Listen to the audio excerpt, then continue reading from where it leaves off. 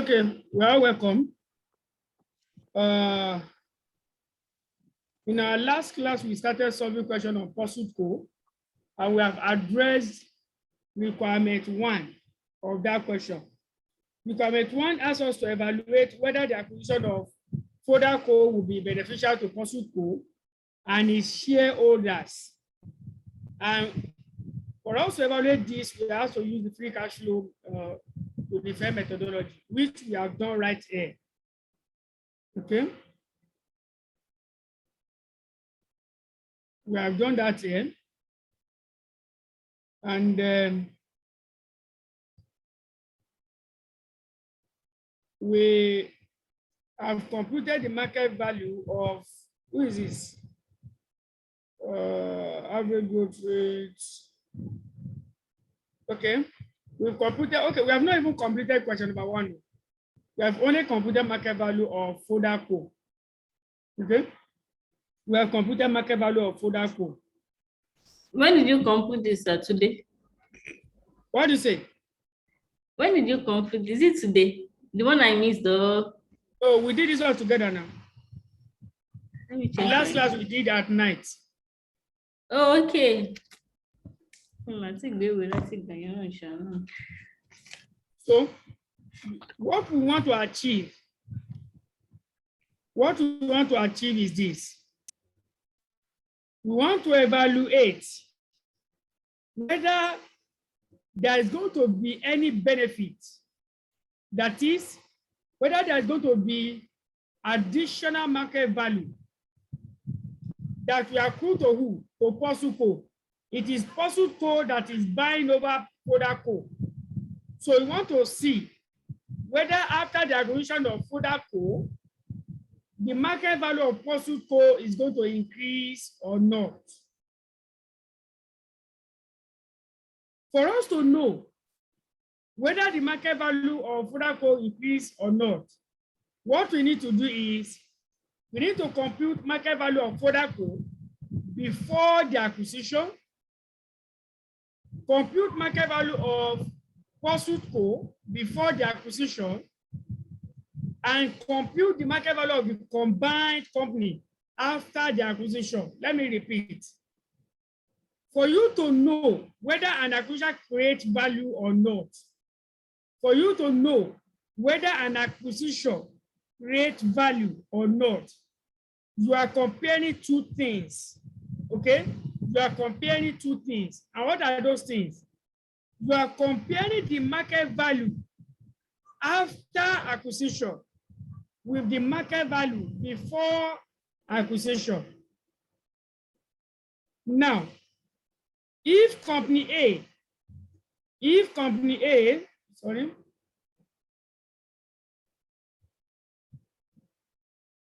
we have company A buying company B,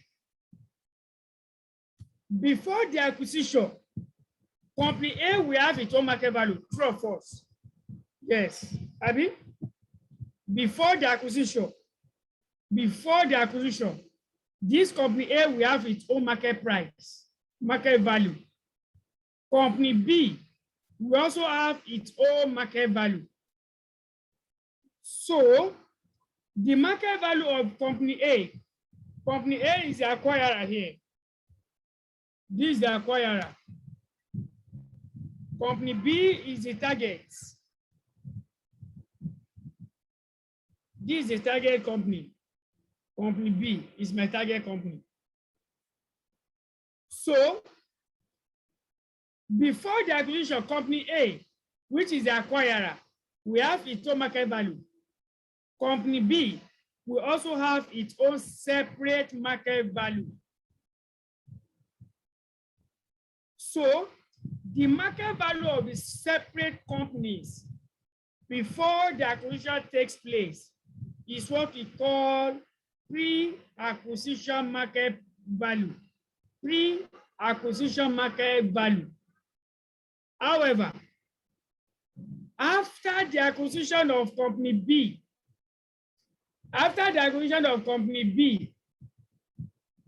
company B will no longer exist. True or false? Company B will no longer exist.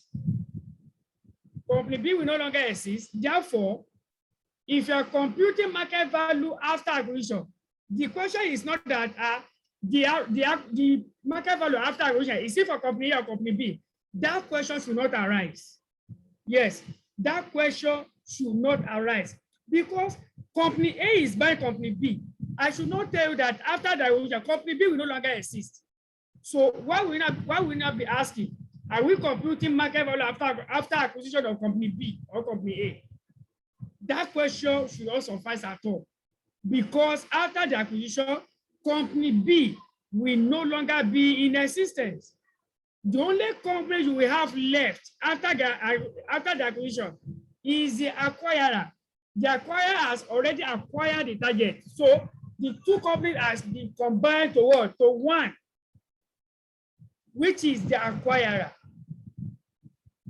So what I'm now saying in essence is that if you want to now decide whether the acquisition creates value, the first thing you need to do is compute the market value of company A, compute the market value of company B, then compute the market value of the combined company. What is the combined company? Company A, because company B is no longer existing. So after you compute the market value of company A, so it's company A. So what will you now do? You will now compare the market value of company A after acquisition with the combined market value of the two companies before the acquisition, meaning that you add the pre-acquisition market value of company A, you will add the market value of before acquisition of company B, you add them together. That's your total pre-acquisition market value. You will now compare it with the market value of company A after the acquisition. So if the market value after the acquisition is higher than the market value of the combined company before acquisition, we say the acquisition has created value. Okay, we say the acquisition has created value.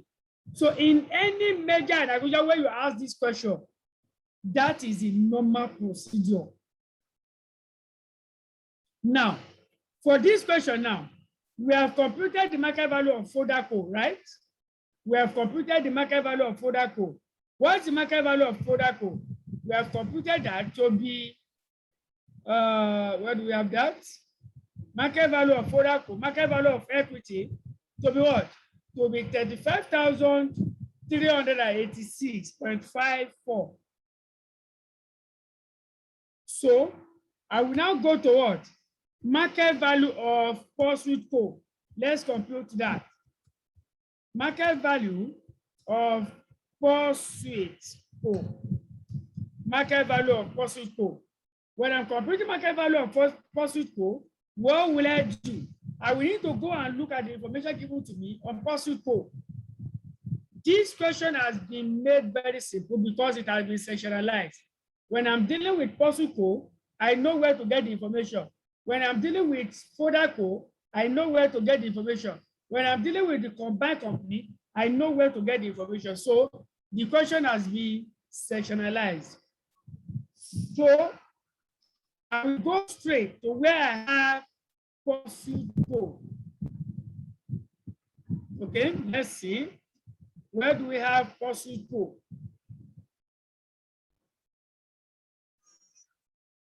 Now, this where I have information of Pursuit Co. These two lines here. Okay, these two lines here. So, what is the two lines saying? Pursuit Co has a market value. Sorry, Pursuit Co has a market debt to equity ratio.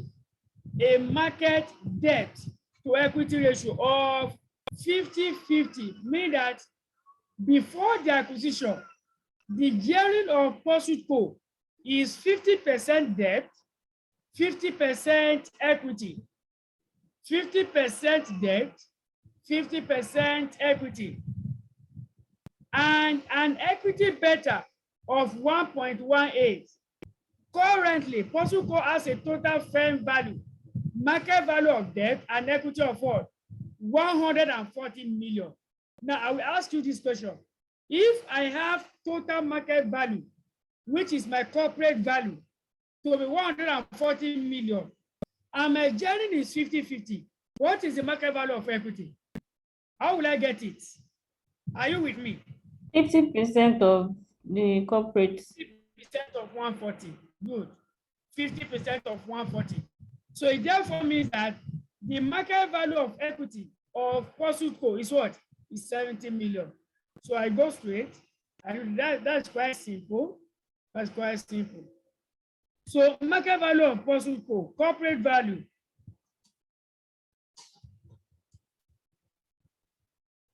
Corporate value is 140 million. Is this figure in million or thousand? So that I will not be making mistake. I don't even know. Is it in thousand or million? I don't know. Let me go and check what the computer were given there. On FODACO. 1,000. So they are in 1,000. If that is the case, then I should bring my market value here to 1,000 as well. So market value is going to 140,000. So I'm working in thousands. Okay, I'm working in 1,000. You can just put it to understand what I'm doing. I'll say it's in what? It's in 1,000. It's in thousands. Because this one is in thousands, so that I will not go and make a stupid mistake. So if this is the corporate value and my gearing is what? My gearing is equal to 50% debt over debt plus equity. Okay, let me just say debt to what? Debt to total assets. Debt to total assets. So if this is my gearing, therefore, I can say that my market value of equity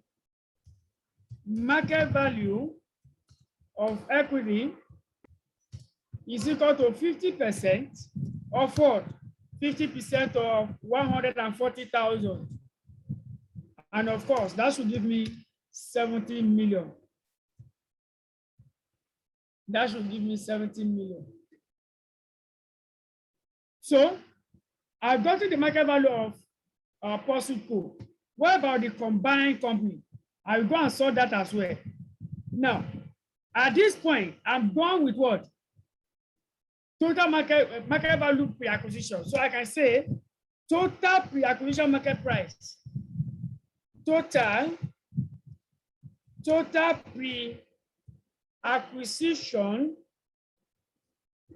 pre-acquisition market value of equity is equal to the one we got before, which is 35,386. 35,386.54 plus that of POSUCO, 70 million. That is 70,000. That's what I mean by million. So total pre-acquisition market price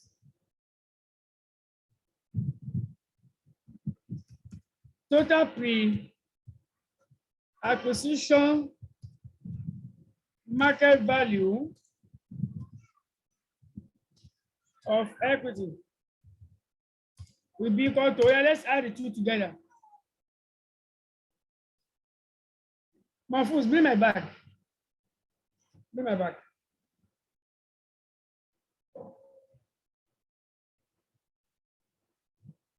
Leave it. 105,386.54. One word. 105,386. Okay, I'll take my calculator. 105. 386.54. 386.54. Okay, please give me 2 minutes. Let me change to NEPA. Just got like now. 1 minute.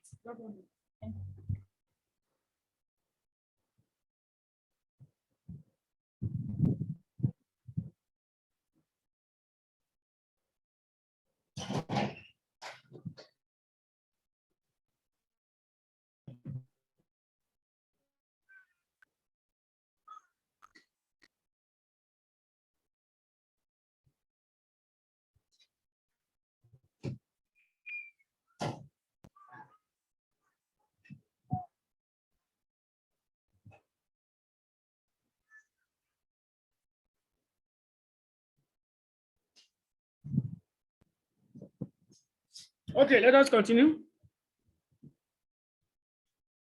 So this figure we got here is the total market value of the company before what? Before the acquisition takes place. Okay. Now, I will now go to what? Market value of equity after what? After acquisition. So I will now ask you, after acquisition now, which company's market value am I computing after the acquisition?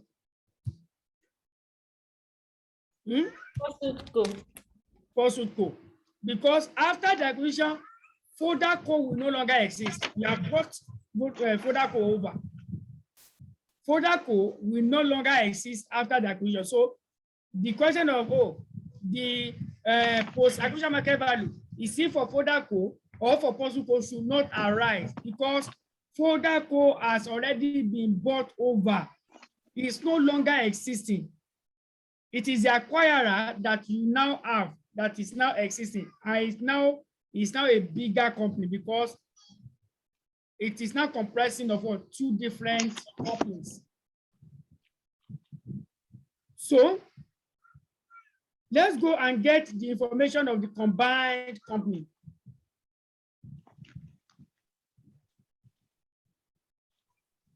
Information about the combined company. You can see that this question is simple.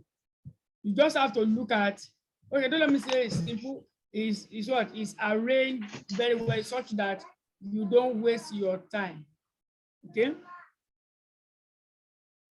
Now, following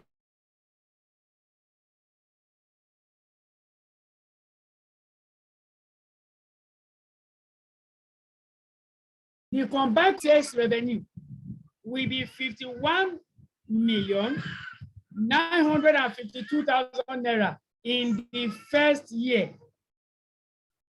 And each profit margin on sales will be 30% for the foreseeable future. After the first year, the growth rate in sales revenue will be 5.8% per year for the following 3 years. Following the acquisition, it is expected that the combined company will pay annual interest at 6.4% on future borrowings. The combined company will require additional investment in assets of $513,000 in the first year. I just owe this $513,000 can just enter my pocket. Can you do so that you enter my pocket? Open your pocket. $530,000 in the first year, and then, sorry.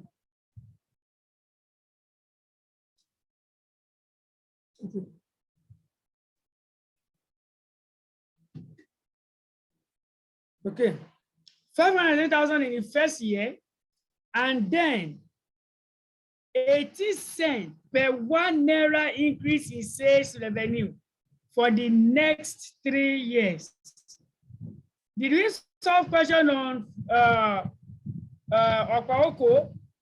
Did we solve it? Did we solve that question, Okwaoko? Yes.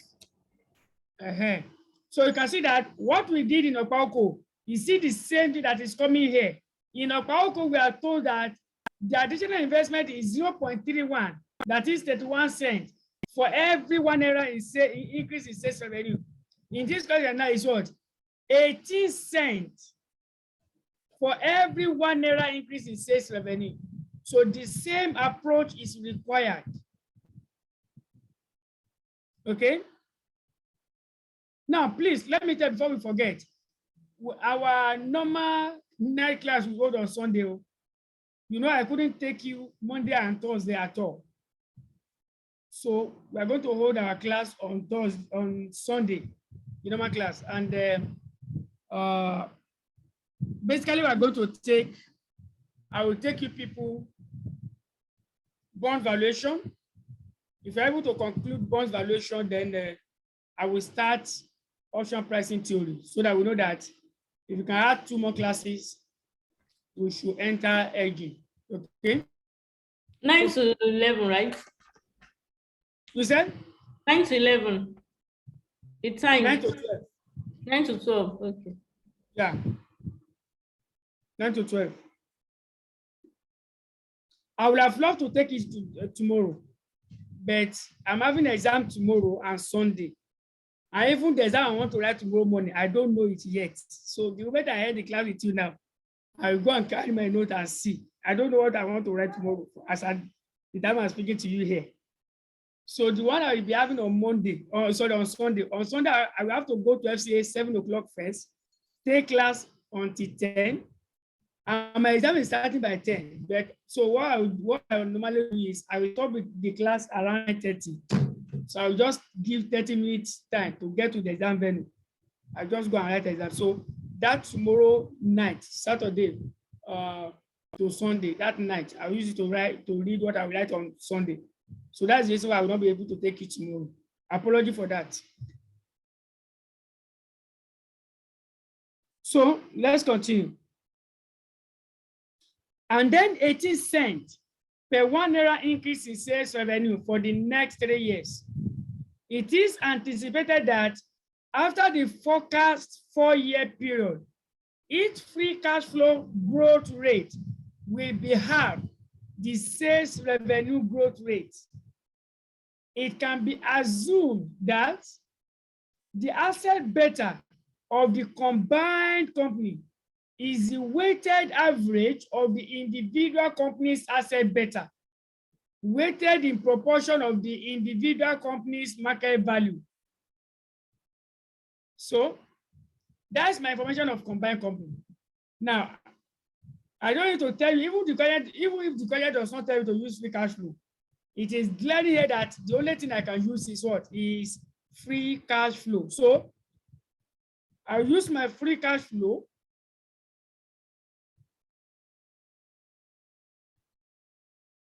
Okay, let me see.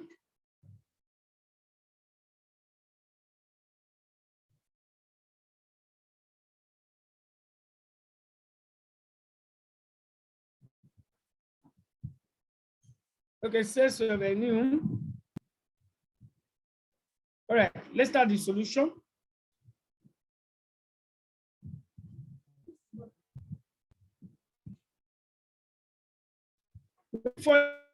Let me see. Yeah, for the following 3, this is first revenue. So after the first year, our revenue will now be increasing by 5.8% for 3 years. Okay. Let me just use normal approach.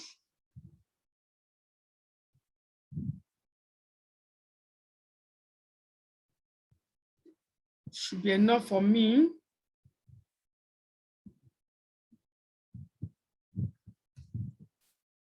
Year 1, year 2, year 3, year 4.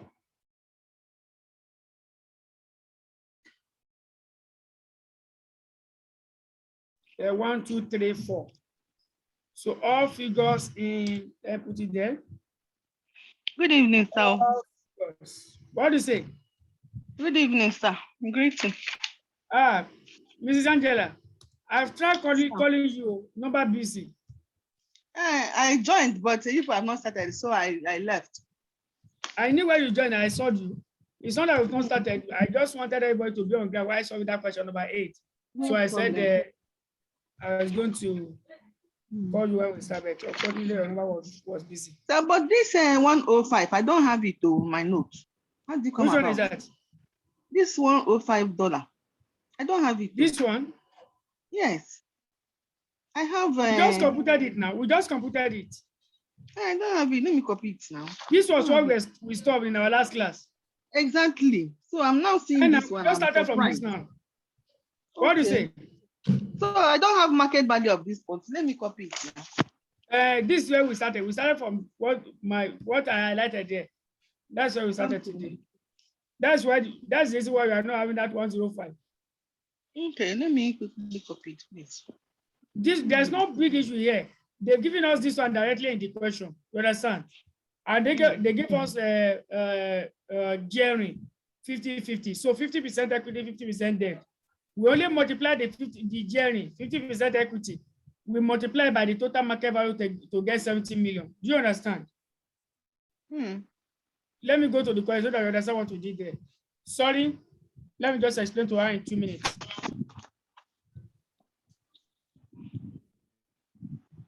Are you there, Mrs. Angela? Yes, sir. This is the information of Postle Co. You know, in our last slide, we computed market value of Foda Kwabi. Yes. So we needed to compute market value of Postle Co today. And the question has given us, look at it, a total firm value. The company has a total firm value of what? That is market value of debt and equity combined of what? 140 million. So this is the total market value of the company as a whole. And the gearing has been given as what? 50-50. That is 50% debt, 50% equity. You understand? So yes. I will simply multiply the total market value by 50% to get the portion that is for equity. So it means 50% of 140 is 170. That's the value of equity. Now, for me to now get the total market value before the acquisition of Foda, that is 70 million for Postle Co. I will add it to the 35 million of Foda Co. That will give me the combined market value before acquisition to be 105,386.54. So that was basically what we did. Are you fine, ma'am? Let me just copy this one. What do you say? Let me finish copying it. Okay. So that it will be on my notes when I'm revising. It will be easier for me. Okay, market. Oh, God.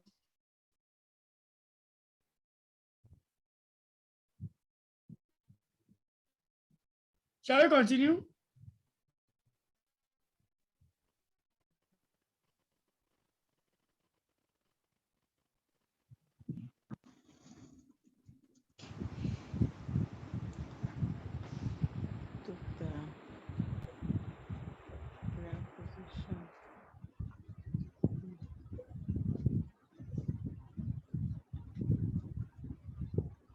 Let us continue. Now, in the first year, okay, we have revenue. Our revenue will grow at what? 5.8%. 5.8%. Our revenue will grow at 5.8%. 5.8%. So what's the first year? And don't forget, all figures in thousands. So that 513,000. How did they give us that value?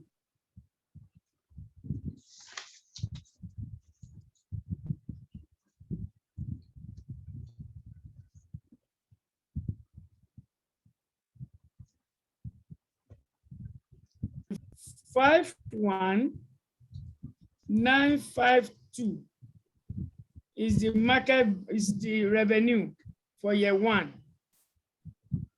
And that will be growing. That will be growing by 5.8% for the next 3 years.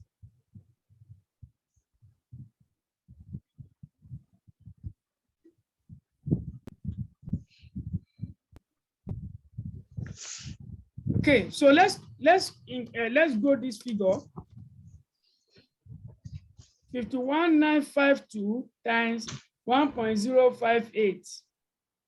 That will give me 54,965 approximately.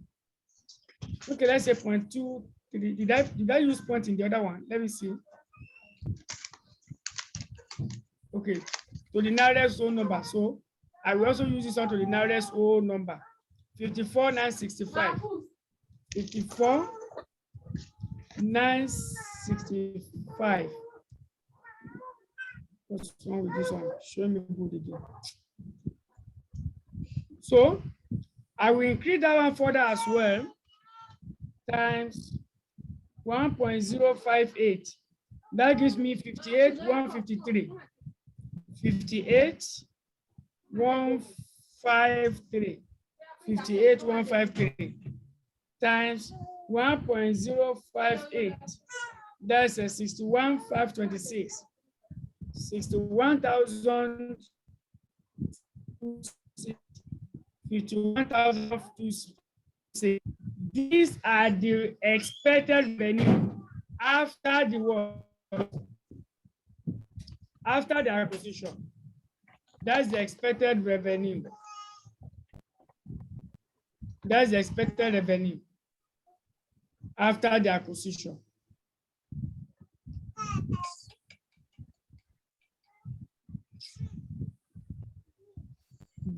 For God's sake.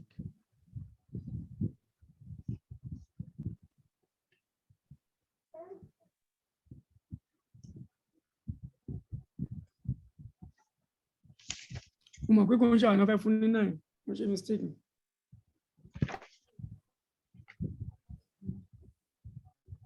So we have gotten our revenue for the 4-year period. We now go and check. If you look at it after revenue, what are we supposed to have next? After revenue, we are supposed to have operating cost, right? Because revenue minus cost is what will give us our taxable profit.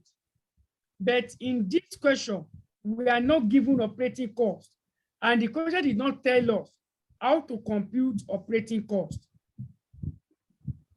But instead of that, the question says its profit margin. So the way they give us profit margin is 30%. It means cost is 70%. However, you do not need to bother yourself or waste your time computing cost again. They've already given you the percentage of revenue that is your profit. So just multiply the 30% by the revenue to get your profit over the 4 years. So what will I do? I put operating profits. Operating profit. Operating profit, I have 51,952 times 0.3.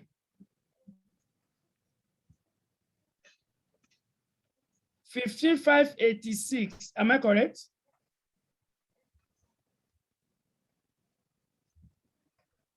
$15,586. Please do it along with me so that we'll be sure of the figure. 54,965 times 30%. That is 16,490. 16,490. Then I have 813,153 times 0.3.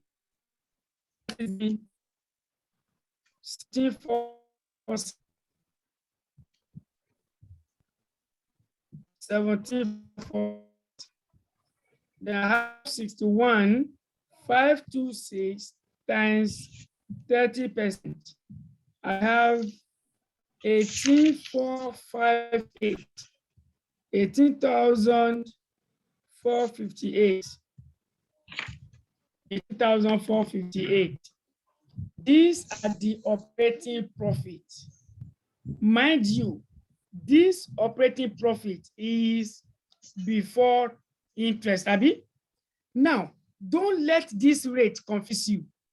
Look at it.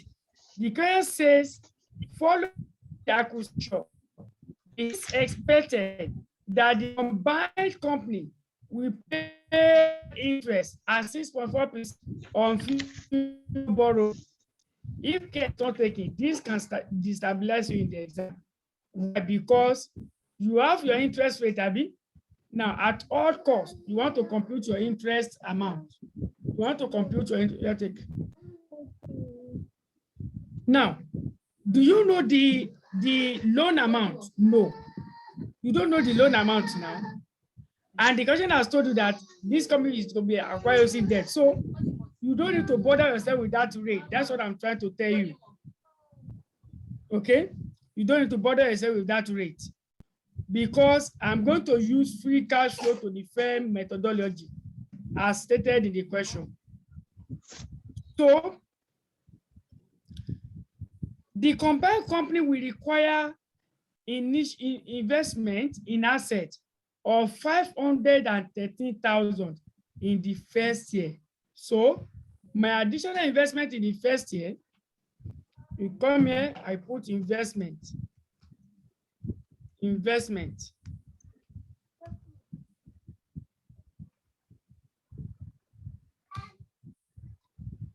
in the first year is 513. Investment is an outflow, don't forget. So 513. Now, after the first year, what happened? And then 18 cents per 1 naira increase in sales revenue. So what do I need to do? I need to go and compute increase in sales revenue. Whatever the increase is in each of the years, I multiply by 18 cents. That is the investment required. That is the investment required. So let's see. Let me put this one as work notes. Work note 1.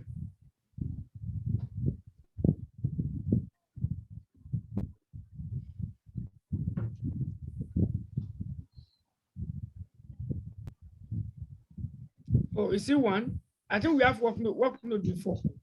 Let me see the work note we have before. We already have work notes.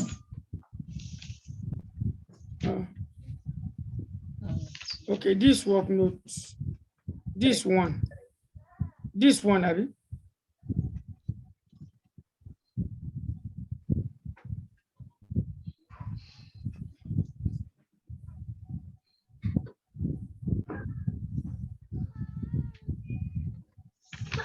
Well, this, I'm trying to understand this thing. What do you have this 0.57631? I don't think this should be here now. I don't think so.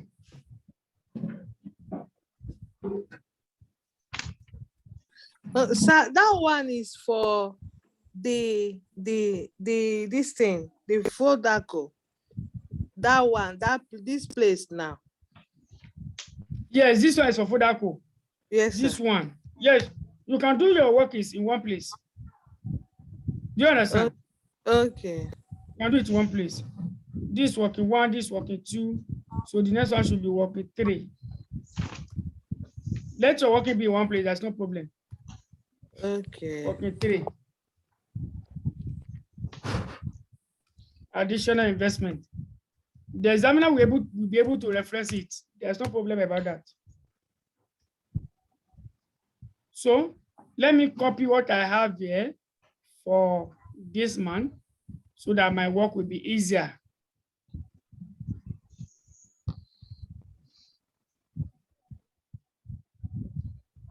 Now, I will simply bring down the revenue. My revenue is, have you written the revenue? Give me the revenue, please. 51,9 what?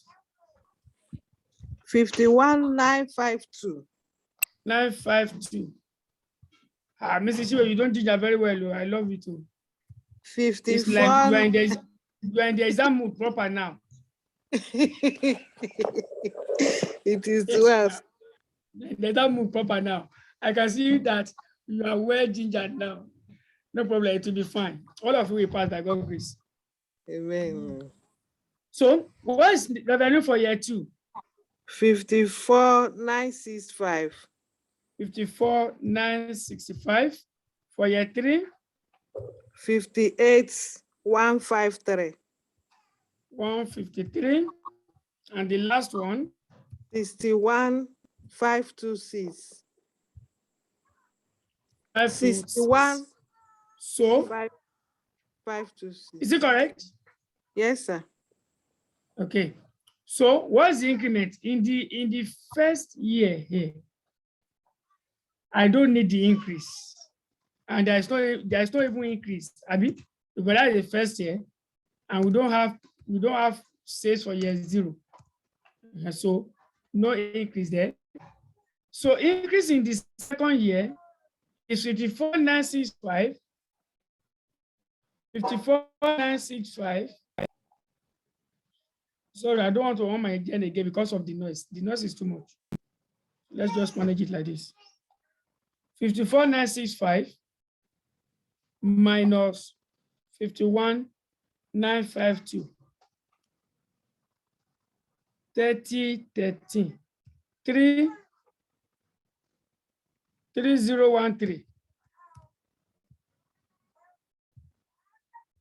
Right? 3013. I do for the next 58,153.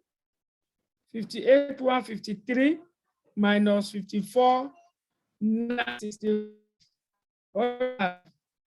3188. 318. Do for the last year. The last year is 61. 52 minus 58,153. I have 3,373. 3,373.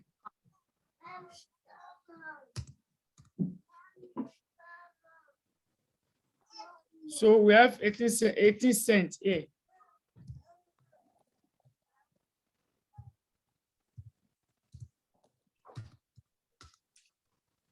$0.80. So let's multiply all those figures by 18 cents. 3013 times 0.18 will give me 542. So here I'm having 542.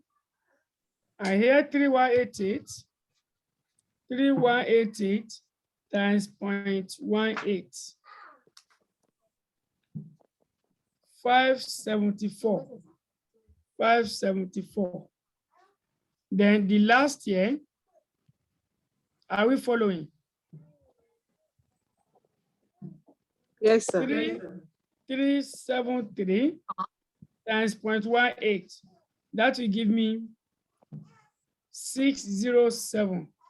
These are the working cap, sorry, these are the additional investments. 542, 574, 607. I post it here. 542, 574, and what?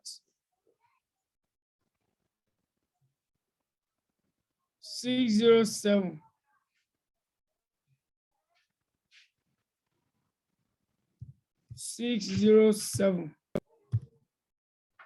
Okay, that is our additional investment. I will go again. Do I have any other information? It is added that after forecast 4-year period, if free cash flow will go. So I don't have any other thing that I need to deduct again to get my free cash flow. You can see how simple this free cash flow computation is. Just 3 lines. 1, 2, 3. You've gotten your free cash flow. Oh, please, I think, sorry, we omitted one line here. On that operating profit, we have no charge tax, have you? We have no charge tax here. What's our tax rate? What's the tax rate? Look at what we did before. What tax rate do you use? 28%. 28. Okay. So we need to charge that. Tax. Tax is on profit, not on revenue. So I have 15,586 times 0.28. 0.28. 4,368. 4,368. So in year 2, I will have 16,940 times 0.28. 4,743. 4,743.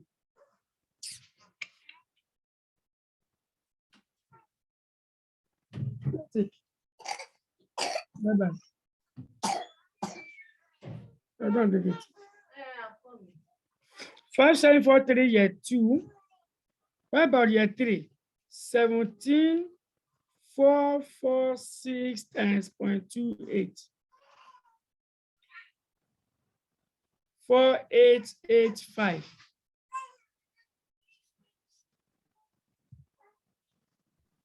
The 2 is not correct. So Which one is not correct? the 2.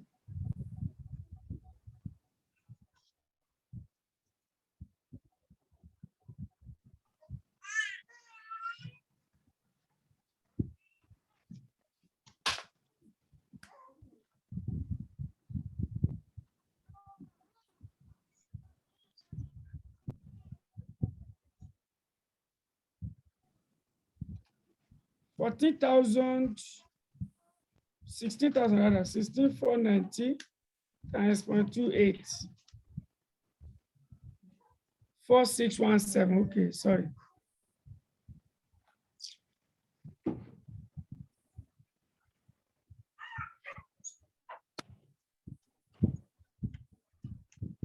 Is year 3 correct? 4, 8, yes. Okay, 18,458, year 4. 18,458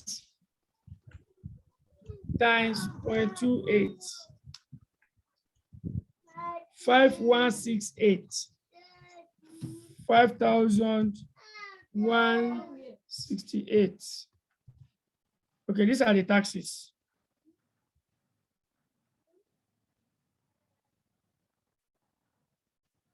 So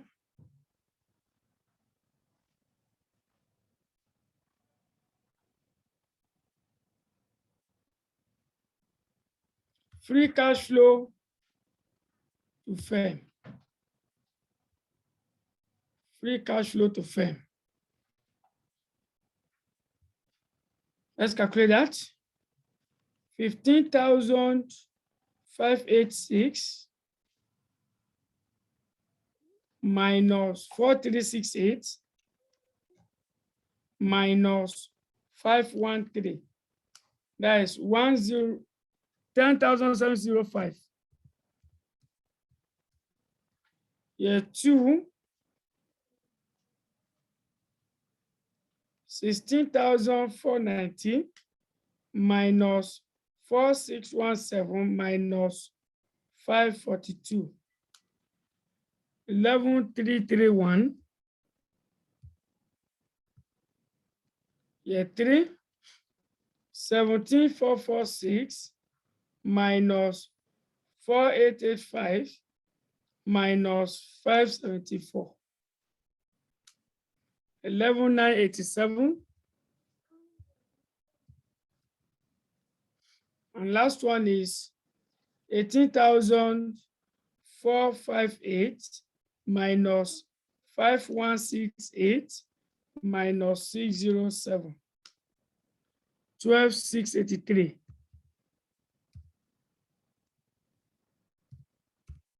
These are the free cash flow to firm.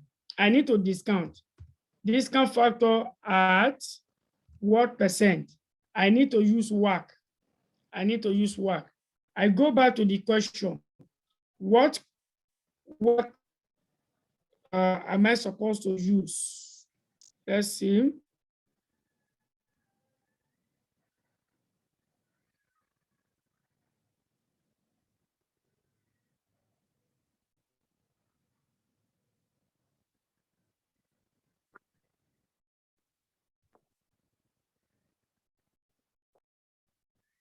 Given the information somewhere to see the combined work.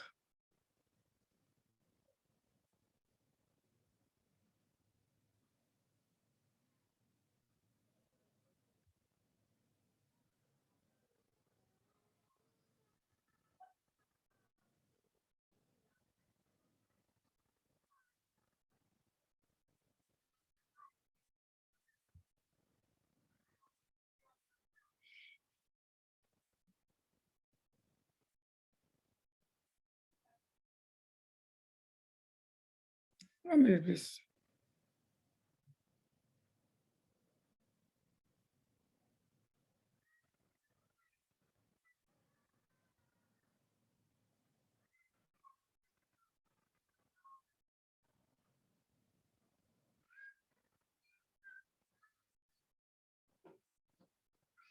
Advance this.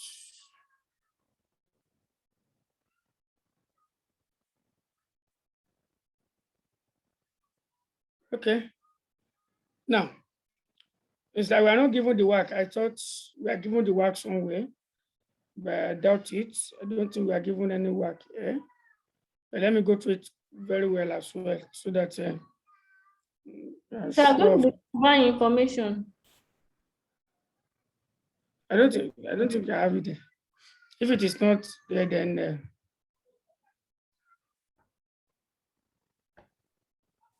Following the activity. yes, I saw that information. Sometimes they give you that information, but they give you another work to use. So you have to be sure that Information, I think. you said Go down small. no. There's no any other. I don't think there's any other this thing. So check Go down. that before other information, Yes. that information about the combined company, the last paragraph, Combined, the last paragraph, yeah. that place. It can be assumed that the asset. Yes, now I saw this information. Hey, What go I'm saying is that down. wait, Shebi is this one, the one I highlighted it. Yes. Yes. Yeah. Now, this what happened. You know, we have treated how to value acquisition type 1, 2, 3. Abi? If you look at this acquisition now, is it type 1, type 2, or type 3? Can you answer that question? For you to know, number one, is the two companies in the same industry or different industry? Let's see. POSUCO is manufacturing what? Electronic component, Abi? Yes, sir. What about Fodaco? You come here. Come here to Fodaco.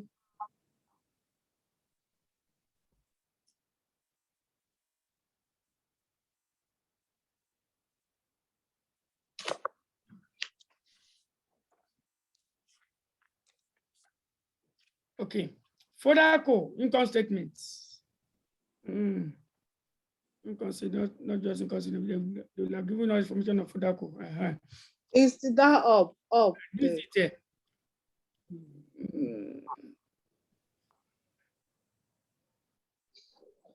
Okay. Is interested in acquiring Fodaco, an unlisted company involved in the development of sophisticated but what? High-risk electronic products. Can you see that? Are they in the same industry or not? The same electronic business. Okay. The same electronic, I mean? Yes, sir. This one is what? This one is manufacturing electronic components. But this one is what? In the development of sophisticated but highly risk electronic products. So They are not, though they look similar, but they are not doing the same thing. Do you understand?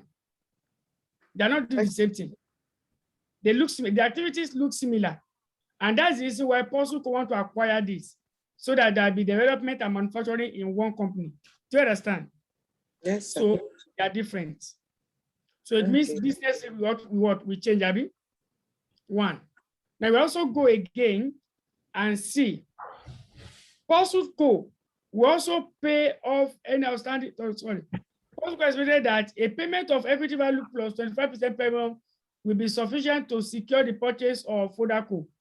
POSUCO will also pay off any outstanding debt that Fodaco holds. POSUCO wishes to acquire Fodaco using the word, a combination of debt finance and its cash reserve. Consider that.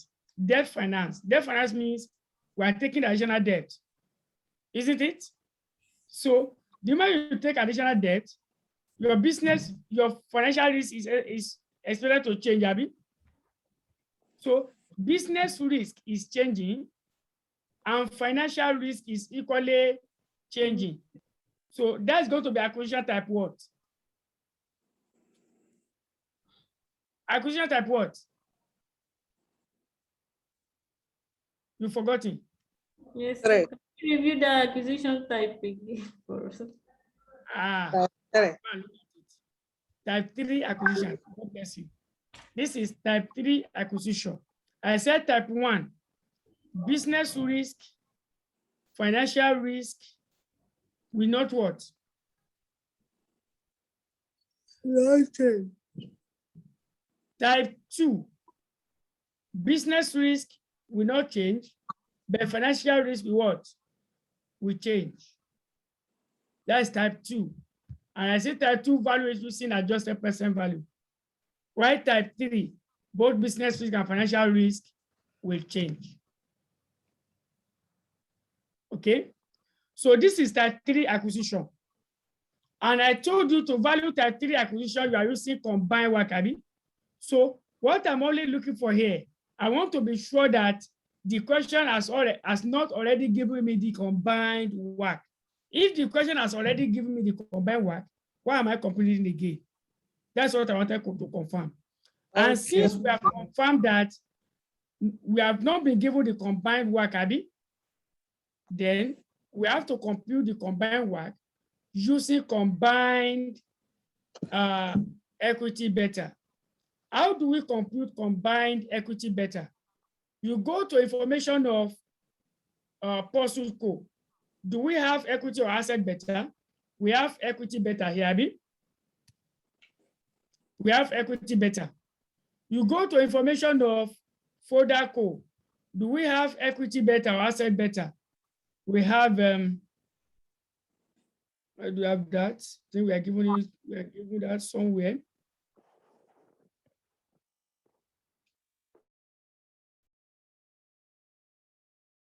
Okay, equity beta of what? 1.53. Consider that. The two of them has equity what? Beta, Abby? Hello, are you with me? Are you with me? Yes, sir. So Yes, what do sir. I need to do? What do I need to do? I need to ungear the equity beta of Fodaco. I will also ungear the equity beta of POSUCO. Don't forget, equity beta has financial risk. So I need to eliminate financial risk first, so that I will have asset beta of POSUCO. I will also have asset beta of Fodaco. Once I do that, I will now take the weighted average. I will take the weighted average. After taking the weighted average, I will have what we call combined asset beta. Then I will now regear it using the gearing after acquisition, so that I will have the equity beta after acquisition. I now put it in my capital formula, then get my cost of debt, then I get my what? I get my work. So this is what I'm saying in essence. Please. Okay, all right, let's continue.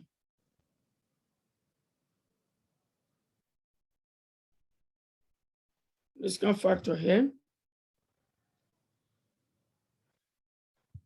I will go to the next note, note 4. I will call it combined work. I'm computing combined work because I'm dealing with acquisition type what? Acquisition type 3. And combined work is not given. If combined work is given, no reason to compute it. If it is not given, you have to compute. So please give me 10 minutes to pray. Just 10 minutes. Okay, sir.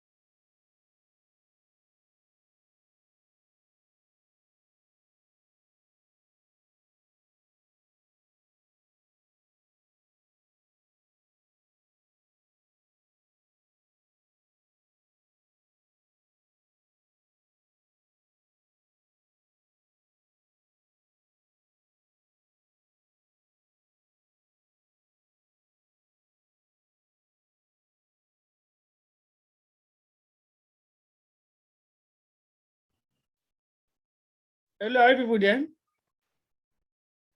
Yes, sir. Shall we continue? Sir, did you pause the video? The recording, I did sorry. not, I forgot. No. Oh, wow. You forward it now when you get there. Yes. Sorry about that. Okay, let's continue. So we want to compute combined work, and I've told you the reason why we are computing combined work, Abby. What is the reason? Miss Angela has left. What's the reason why we are computing combined work?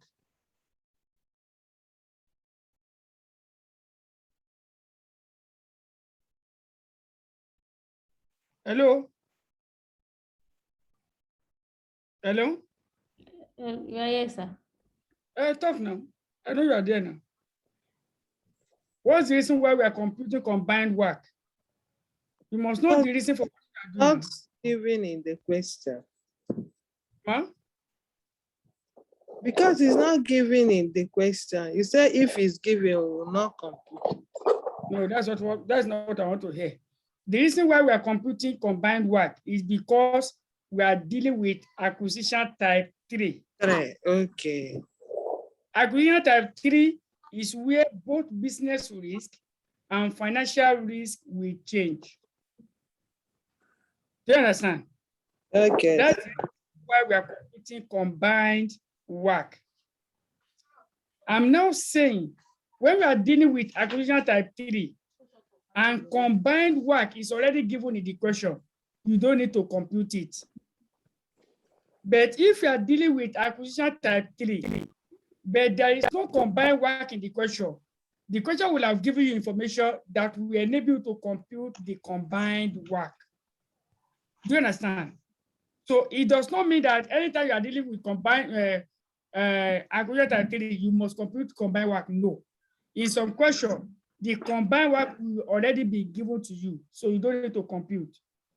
But in a question where it is not given, then the question will give you information that will enable you to compute the combined work, like we are having in this question now. Do you understand? So, you're not answering me, no problem. Yes, sir. We are with you, sir. So, beta of equity of Pursuit Co. Beta of equity of Pursuit Co. is given as what? Let's go and pick that. For Pursuit Co, I think we are given 1.18, if I'm not mistaken. Yes, 1.18. And for Foda Co is what? For Foda Co is 1.53. Okay. So 1.18 beta of equity of Foda Co is equal to 1.53. Now, you need to ungear the beta of equity of Pursuit Co. How do we ungear? To ungear, we have beta of assets is equal to beta of equity times market value of equity over market value of equity plus market value of debt, 1 minus tax rates. Now, what is the market value of equity? The question has told you, look at it.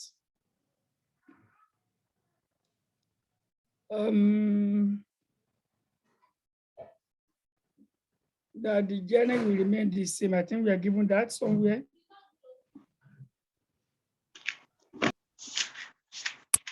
So we have the current journey.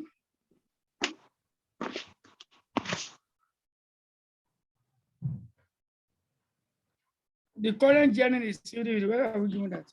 Look at it. We are given the current journey, Nabi, 50-50. That's what I'm going to use to ungear. Market value of equity is 50. Market value of debt is also 50. That's what you need to ungear. You are ungearing, you see information before the acquisition. Pre-acquisition information is what we are going to use to ungear. So I will have 50% equity 50% debt, and tax rate is what? Tax rate is 28%. Therefore, better of asset is equal to 1.18 times 50 over 50 plus 50 into bracket 1 minus 0.28. 1 minus 0.28. Better of asset will be equal to 1.18 times, okay, let me do it directly. 1.18 times 50. 0.18 times 50 will be equal to 59 over 50 times 0.72 plus 50. That is 86. So we have 59 over 86. 59 divided by 86 will give me 0.67. That's the better of asset of Pursuit Co. You do the same thing to Foda Co. Better of asset of Foda Co. We are going to ungear the what? Ungear the better of equity of Foda Co.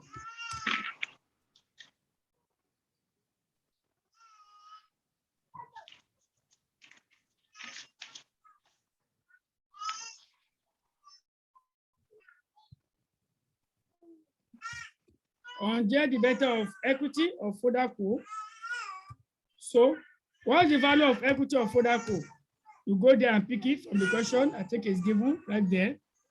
I think the journey is 90. Is it a 90-10 or so? Let's go and see. Yeah, the journey is what? 10-90. 10% debt, 90% equity. 10% debt, 90% equity. So value of equity is 90. Value of debt is 10. Tax rate is 28%. So I will have my better of asset to be equal to 1.53 times 90 over 90 plus 10, 1 minus 0.28. Better of asset will be equal to 1.53 times 50. 1.53 times 50. That is 76.5, 76.5 over, and I have 10 times 0.72 plus 90 plus 90. That is 97.2. 97.2. 97.2.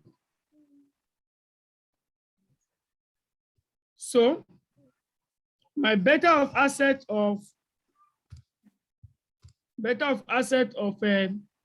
Foda Co will be 76.5 all over 97.2. That will give me what? That will give me 0.79. 0.79. 0.79. So this is better of asset of Pursuit Co.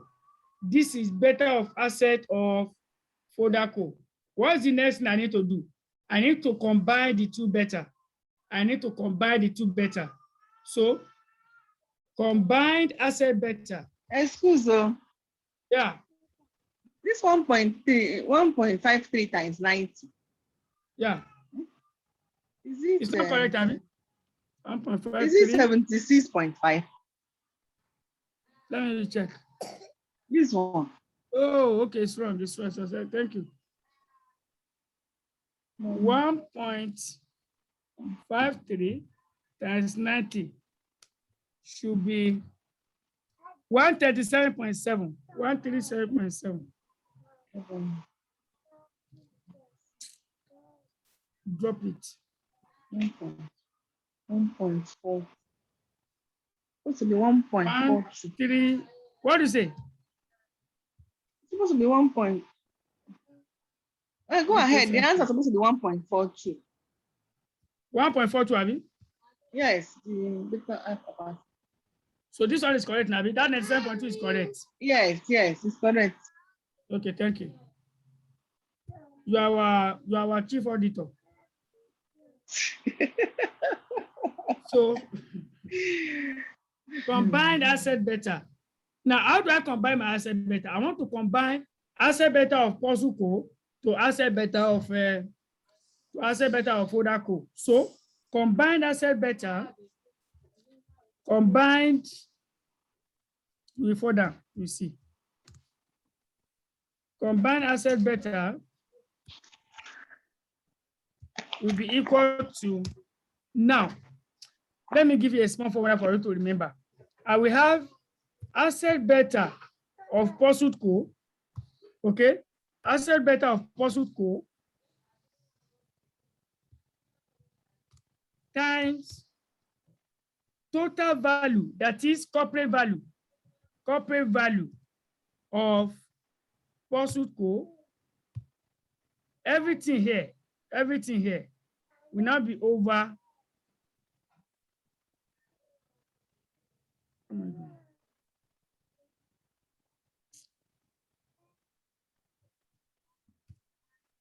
You are disturbing me.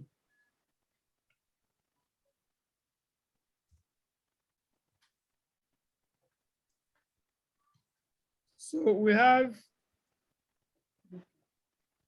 corporate value of POSUCO plus corporate value of FODACO. Just like your normal work formula. Just like your normal work formula. That's what I'm going to use to combine the asset beta. I will not say plus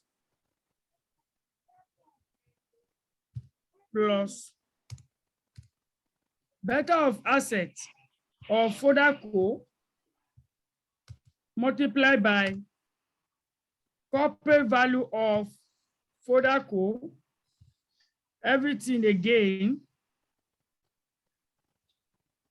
everything over corporate value of POSUCO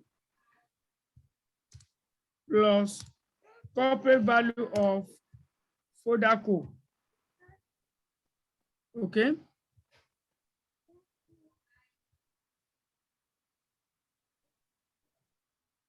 So this is the formula you need where you are computing combined asset beta. Where you're computing combined asset beta.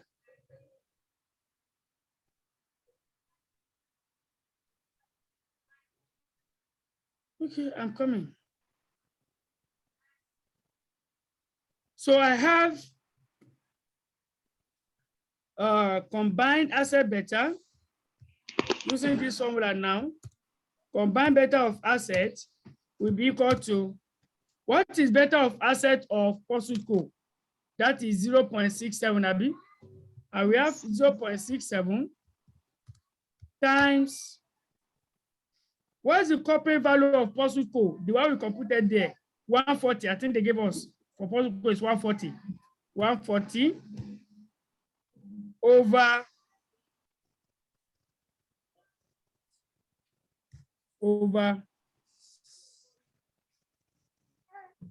bring my calculator. Bring it.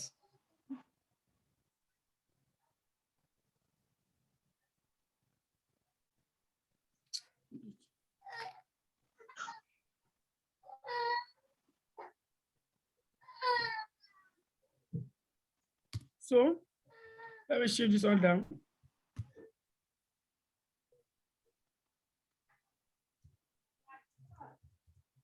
$140 plus, what is the corporate value of FODACO? Corporate value of FODACO is, where do we have that? 35.39 approximately. 35.39. Am I correct? I'm not correct too. I don't think that is the one. It should be Value. Okay, 39.82, Abby. Yes, sir. 39.82. So 39.82. You are done with that. That's how to combine your asset better. Please take note. This is not unique to this question.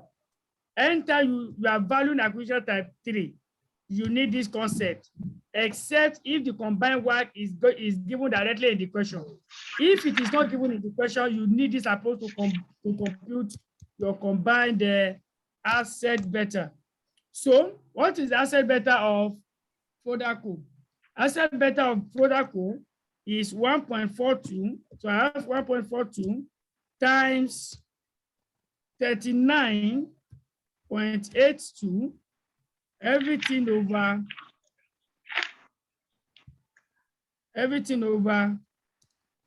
140 plus 39.82 over 39.82. So this is what will give you your combined asset beta. So combined asset beta of assets will be equal to, so I can call it beta of asset combined. If you call it just beta of asset, you are still correct because you are already in post-acquisition era. So there's no issue.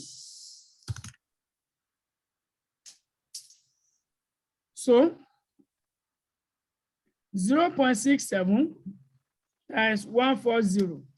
That gives me 93.8. 93.8. Everything here over 140 plus 39.82.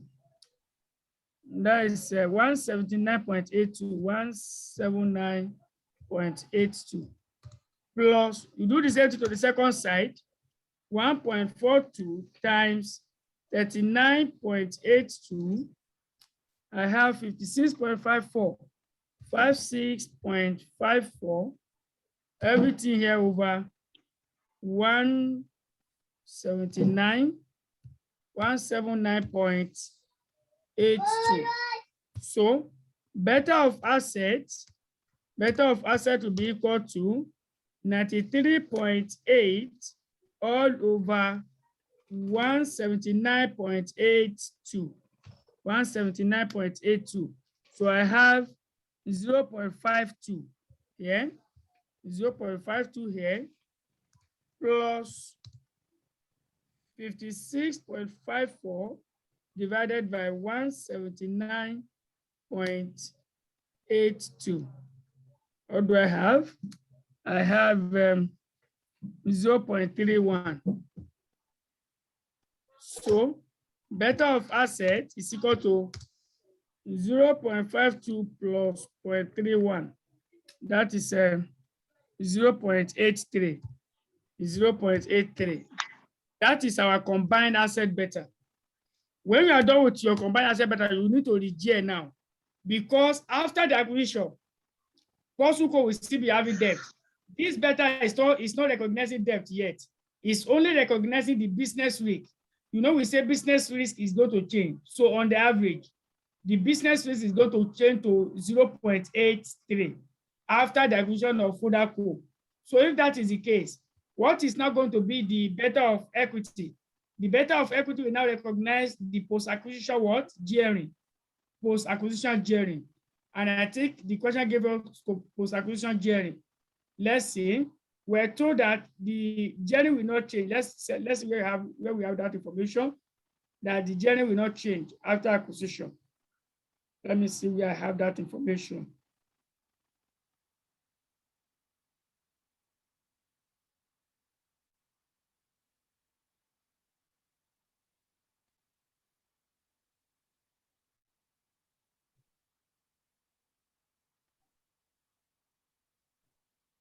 Now look at it. POSUCO wishes to acquire FODACO using a combination of debt finance and its cash reserves of 20 million, such that the capital structure of the combined company remains at POSUCO's current capital structure. You now ask yourself, what is POSUCO's current capital structure? It is 50-50. So it simply implies that the gearing ratio of POSUCO after the acquisition of FODACO will still remain at 50-50. So I'm going to ungear that better using 50-50 post-acquisition gearing. So we gear the beta of assets using the post-acquisition gearing. Using post-acquisition gearing. So to ungear, I have beta of equity is equal to beta of asset plus beta of assets minus beta of debt multiplied by market value of debt, 1 minus tax rate over market value of equity.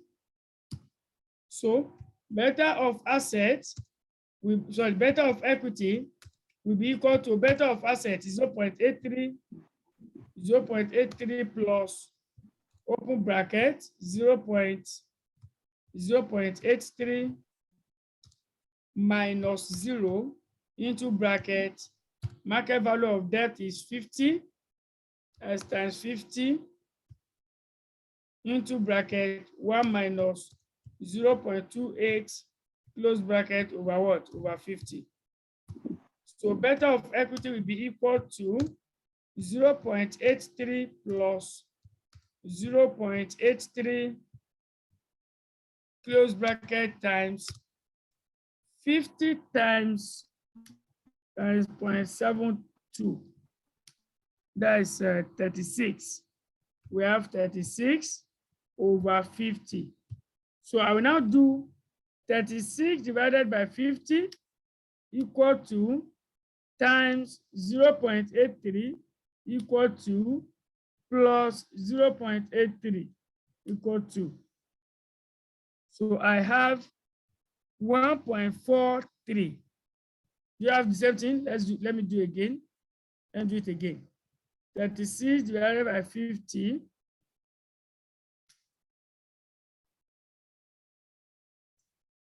times 0.83 plus 0.83. 1.43, that's correct. 1.43, sorry. Beta of equity is equal to 1.53. You can see the reason why you cannot go to that exam without knowing cost of capital. You can see various instances now where we have used cost of capital. So if you don't know it, it's going to be a very serious issue. Is it 4-3 or 5-3? 5-3 or 4-3? Okay, let's confirm it again. 36 over 50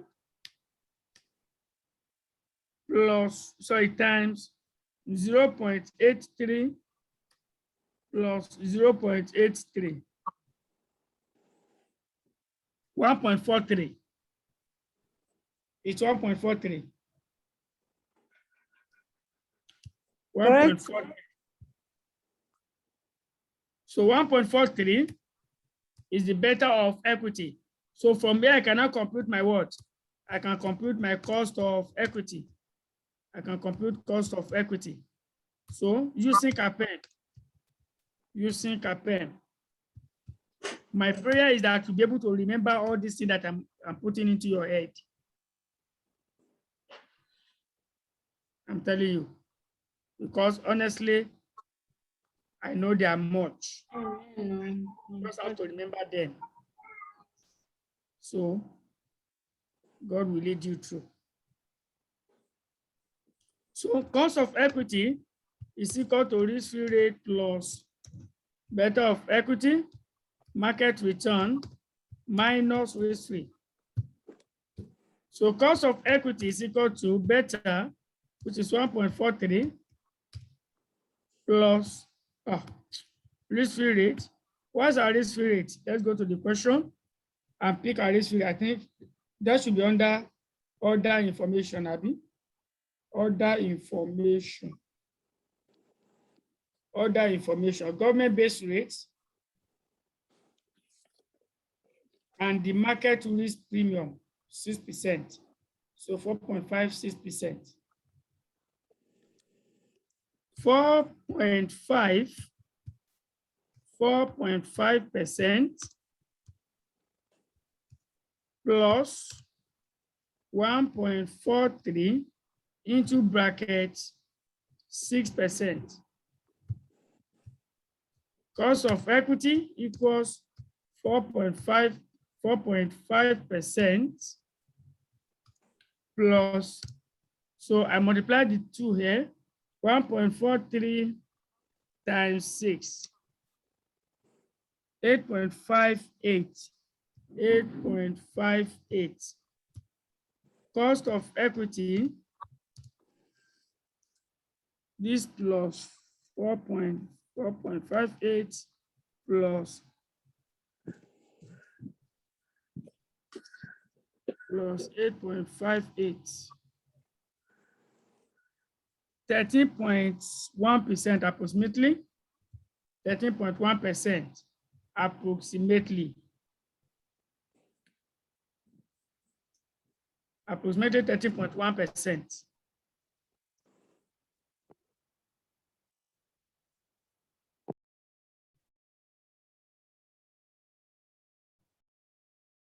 Now, I will have to compute my cost of what? Cost of debt. Cost of debt. Cost of debt. Let's go and see what is going to be the combined company's cost of debt. I think we are given there. The combined company will pay what? We pay interest at, the combined company will pay interest at 6.4% on future borrowing. So that is my cost of debt after the acquisition. So my cost of debt is going to be 6.4%, 1 minus 0.28. 1 minus 0.28. So my cost of debt will be 6.4 times 0.72. That is 4.6 approximately, 4.6. I can now compute my WACC. Therefore, my WACC will be equal to cost of equity. Cost of equity is 13.1% into bracket market value of equity. Market value of equity is going to be 50, that's post-acquisition gearing, over 100 equity plus debt, plus cost of debt, that's 4.6% into bracket 50 over 100. Because the gearing will remain the same after the acquisition, so it's still going to be 50-50. So 13.1 times 0.5 will give me 6.55 here plus 4.6 times 0.5, that's 2.3. Add this together, WACC is equal to 6.55 plus 2.3, 8.9%.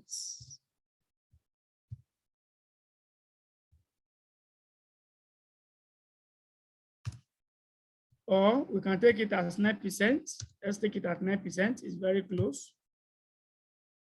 So let's take it as 9%. 9%. Are we not given this 9% in the question? I'm seeing it as if we're given that 9% somewhere.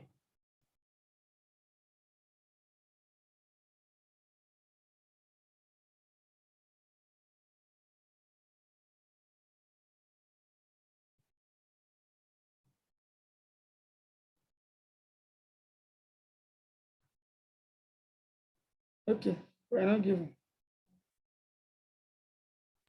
It's not given. Let's continue. It's not in this question. Okay, it's not this one, Abby. Yes. Maybe I'm thinking of another question. I don't know. Yes, sir. Okay, thank you. So our work is 9%. I will now go back to that my table now and put 9% as my work. You can see the flow. So 9% is my cost of capital. 1.09 power 1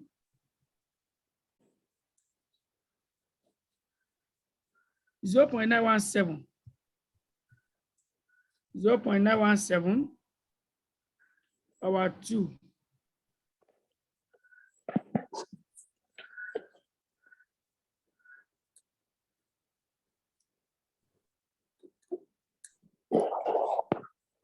(1.09 power 2).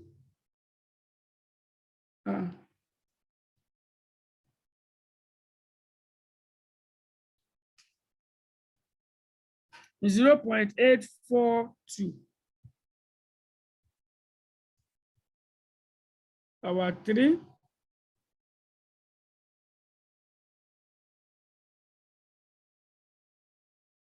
Power 3. 0.772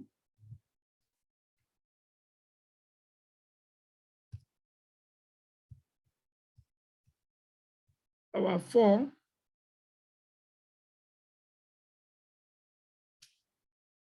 0.708. 0.708.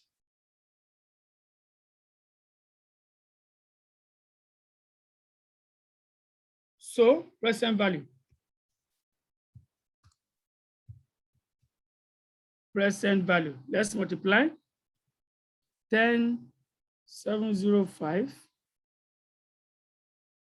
times 0.917.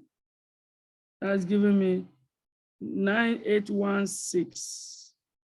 9816. The second one, 11,331 times 0.842. 9,541.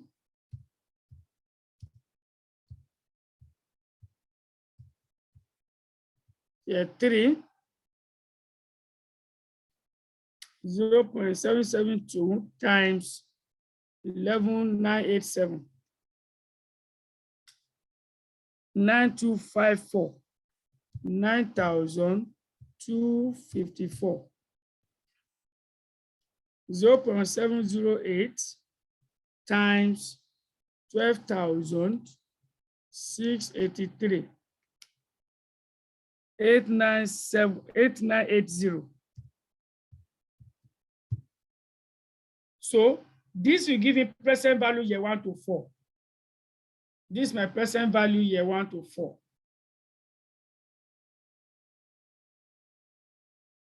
PV year 1 to 4.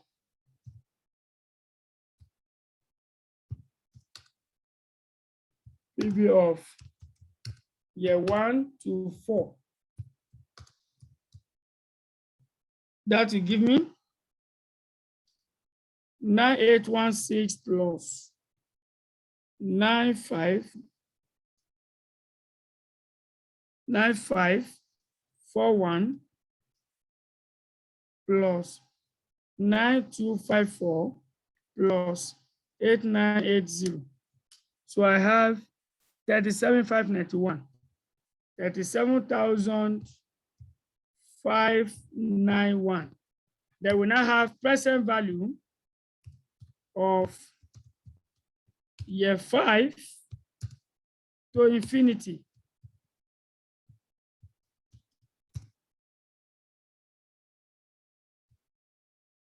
To infinity. Let me move it down. So we are told that, look at it. For the combined, we are told that the combined, it is anticipated that after the forecast 4-year period, each free cash flow growth rate will be half the sales revenue growth rate. Look at it. After the 4th year, the growth rate in free cash flow will now be half of the revenue growth rate. So what do I need to do here? I will have to go and compute revenue growth rate. I will now divide it by 2. That is going to be my rate of free cash flow growth from year 5 to perpetuity. So let's go and compute.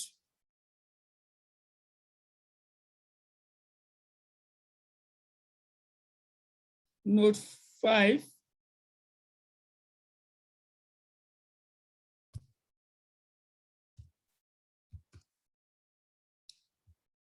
Free cash flow growth rates after year 4.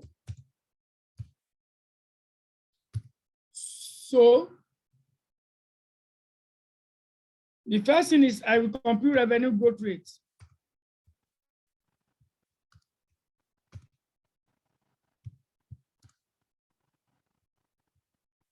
Revenue growth rate is going to be latest revenue.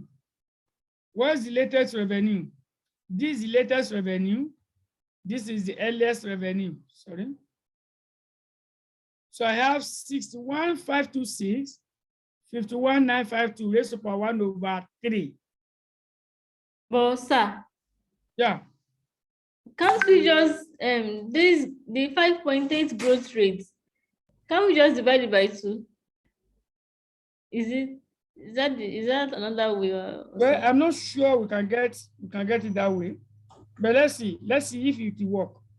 Let's see first. You understand? Okay, sir. I'm not sure of that approach because anyway it might work, but let's see. Okay. Let's see what happens. It might work out, but I can't confirm that right now.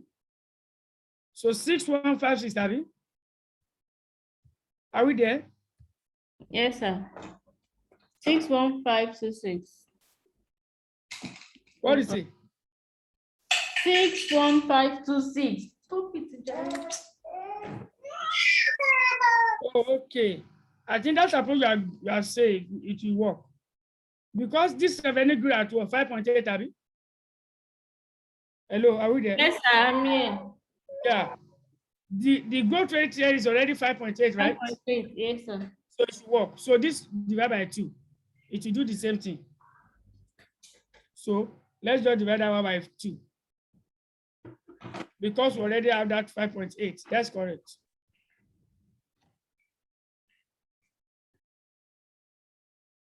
So 5.8% over 2.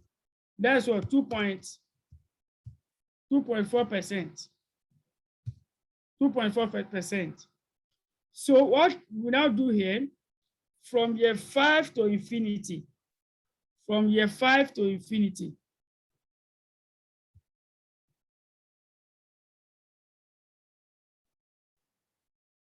from year 5 to infinity, we have a present value will be year 4 free cash flow, which is what? 12,683. So we have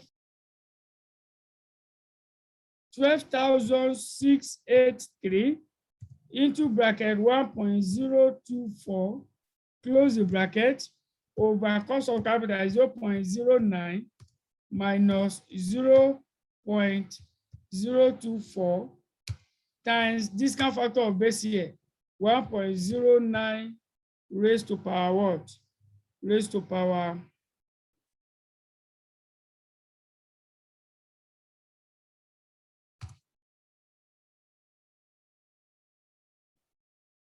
minus what? Base year minus 4. So this will be equal to, let's multiply 12,683, 12,683 times 1.024. Sir, Yeah, I have the growth rate. The revenue growth rate is 5.8 yes. and half of it is 2.9. And what? Half of it is 2.9, not 2.4. 2.9, Abi? Okay. Yes, sir, not 2.4. 2.9. Okay, let me go and correct it out there. Thank you.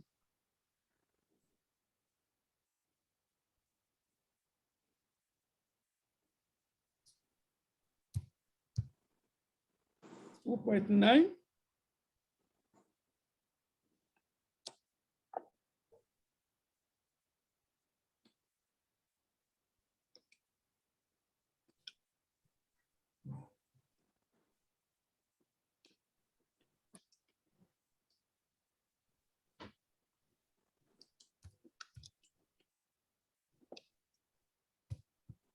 Okay.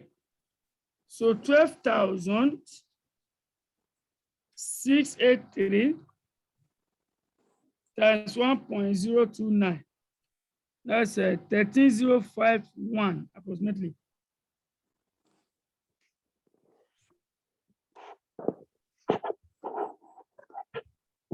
$13,051 over 0.09 minus 0.029. That is 0.061. Everything there times 1.09 over this is what? Is 0.708.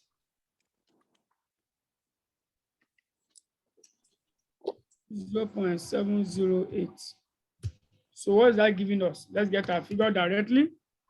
So 13,051 divided by 0.061 times 0.708. 151,477. 151,477. So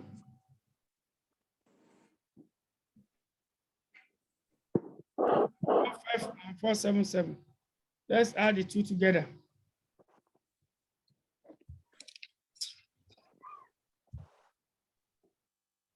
So that will give us our corporate value here.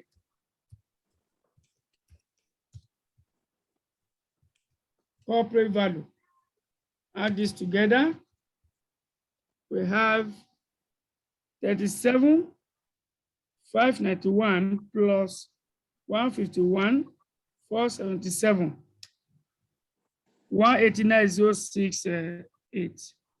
189,068.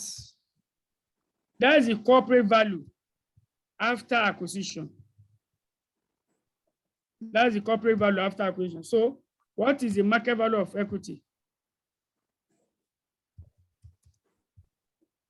Market value of equity. We are told that the yearly will remain 50-50 after acquisition. So it's going to be 50% of that total market value. 50% of 189.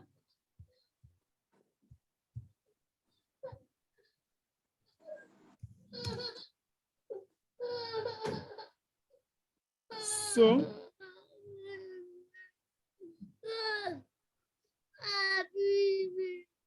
go and win. I'm going to make a moment and win. Sorry.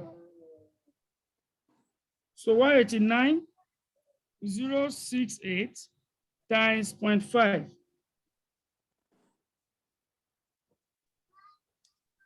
So I have 94,534.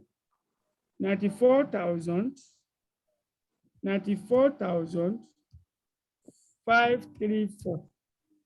That is the market value of equity after acquisition. So How do we now know whether the acquisition is beneficial? So additional value, you now compute additional value created. Additional value created. So we compare post acquisition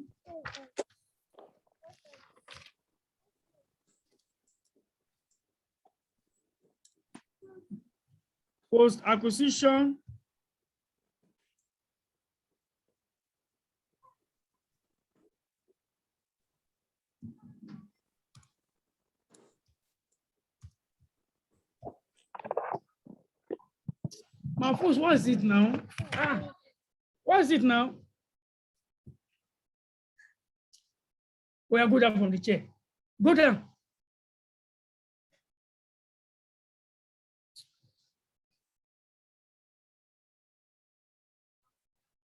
So post-acquisition equity value, which is 94,534.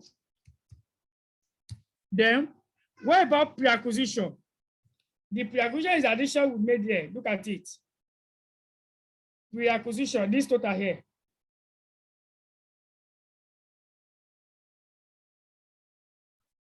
$105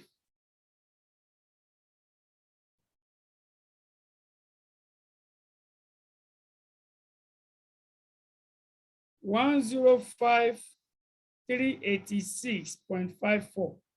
105,386.54. Yes, this one plus this. Okay, please, before let me go and look at what the question is also. Is it to equity or the firm as a whole? Let me look at that requirement so that I'm sure of what I'm doing. Evaluate whether the acquisition of further co will be beneficial to the purported co and ensure that the free cash flow to firm method should be used for this estimate value and combined company, assuming that the combined company's capital structure stays the same. Okay, please. We are not going to use from this question here. From the question is evaluate whether the acquisition of further co will be beneficial to pursuit co. Okay. To pursuit co and its shareholders. To pursuit co and its shareholders. Not to only pursuit co shareholders. Let me make it clear so that you know the one we are going to use in the exam. Evaluate whether the acquisition of further co will be beneficial to pursuit co and who? And its shareholders. So pursuit co and its shareholders. So it means for me to compute my benefit and compute it based on corporate value, it's not going to be based on market value of equity. But if the question says evaluate whether the acquisition of further co will be beneficial to pursuit co shareholders, then I will use equity value as the basis. So for this reason, my comparison is not going to be based on equity. It's not going to be based on equity. So I'm going to have total market value. Total market value instead. What's my total market value? 189,068. That's what I'm going to use. 189,068. 189,068. 189,068. The way about pre-acquisition. Pre-acquisition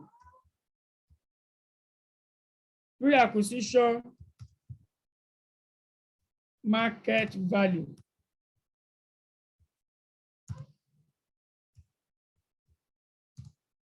Pre-acquisition market value. Now, I will add market value or corporate value of pursuit co, which is 140,000, as given in the question, to that of what do you call it? To that of further co. That of further co is 35,000. Where do I have it?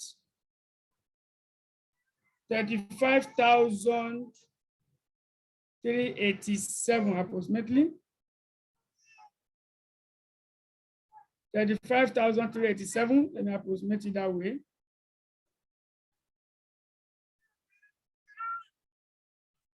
So plus 35,387 approximately. So what will this give me? This will give me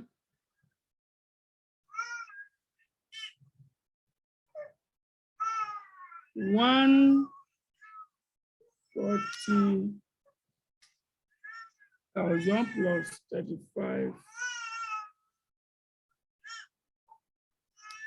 So I'm having 175,387. 175,387.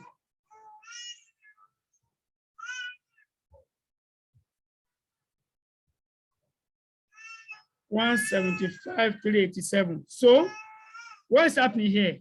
You see that the market value of the company after acquisition is greater than the market value before acquisition. So this is the additional what?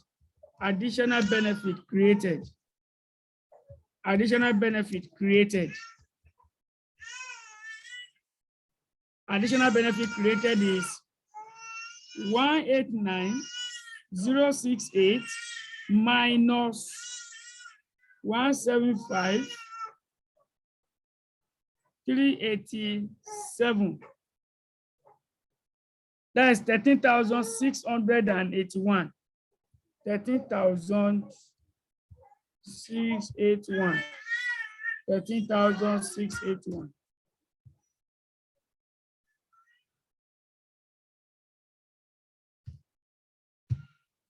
So from A, what will be my conclusion?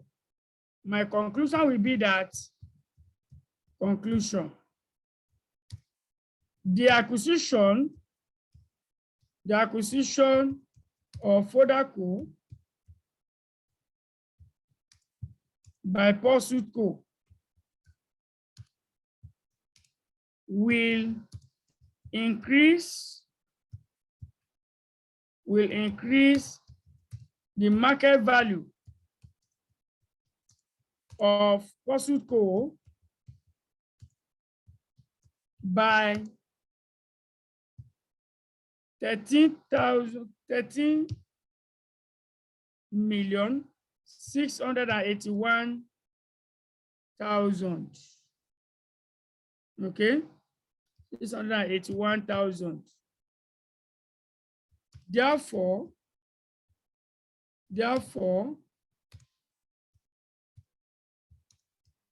the acquisition of Fodaco,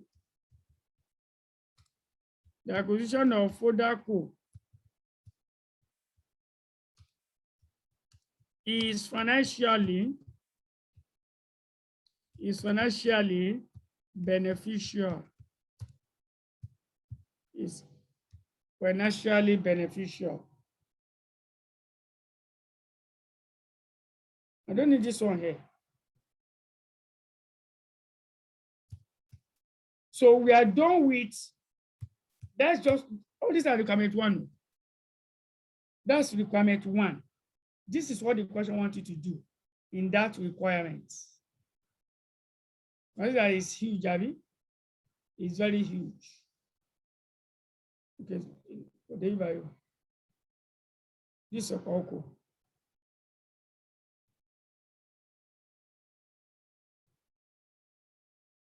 Yeah.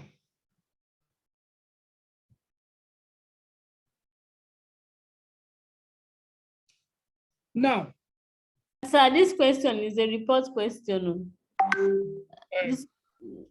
Before we even finish solving the solution, before we write the report, time will have gone. Okay. The question. It's a simple question now. It's not simple. It's quite simple. If someone could master the steps.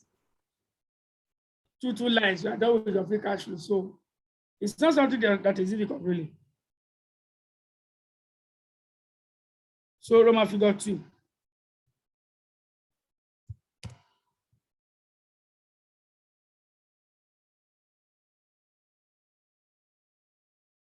Sir, please, can I see your notes on the conclusion? The therefore, I'm still I'm right. coming.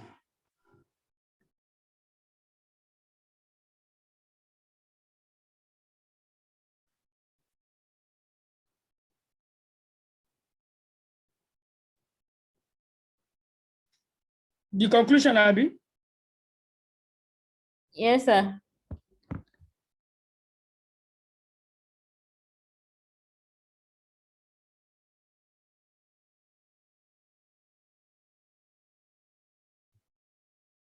Where is it? Okay, sir. Therefore.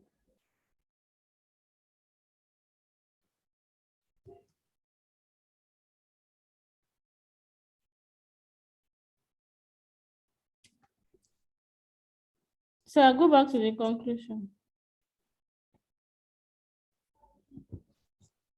Note it down.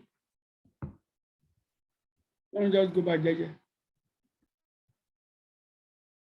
Don't want any problem.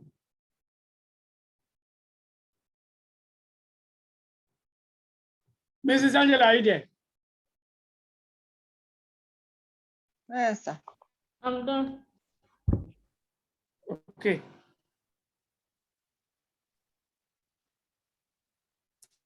Roman figure 2 is what? Discuss the limitation of the estimated value valuation in part 1 above. Limitations. Limitations of the valuation in part 1.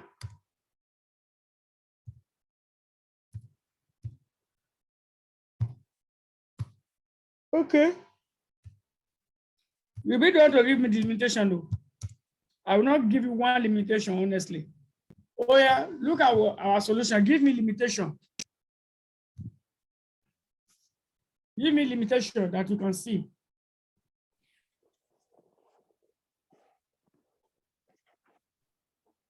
I will not give you limitation, I'm serious. The I'm growth serious about it. rates. The growth Okay. rate. Yeah. The growth rates given might not be accurate. Good. So just put it as the growth rate in revenue over the 4-year period may not be realistic. Do you understand? That's Okay. correct. The revenue, you know, we have two growth rates, Abby? Free cash flow and revenue. The revenue growth rates. Okay, let me say the revenue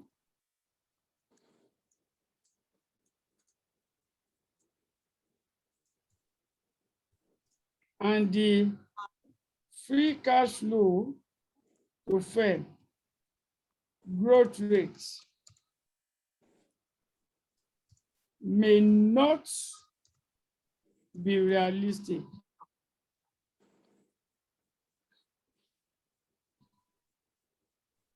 That's one. Thank you. You are giving one assumption. You can see that you have started developing confidence in yourself now. You have been able to see the limitation in what you have computed. That's how to go about it. Yeah.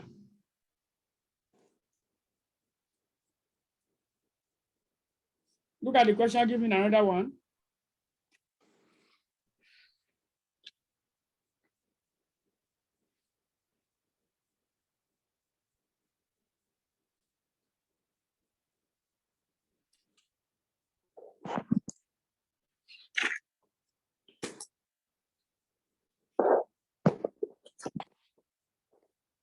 Okay. And I promise not to give you, I want to give you now. The discount factor used.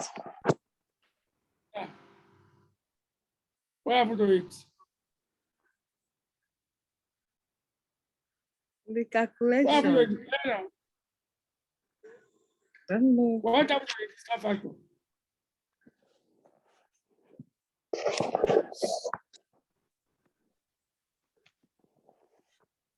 Mrs. Chair, Mrs. Angela, it's only Mrs. Chiwo that is talking to. The Hmm. two of you. The two of you are not saying anything. Difficult And- thing in calculating the combined asset beta.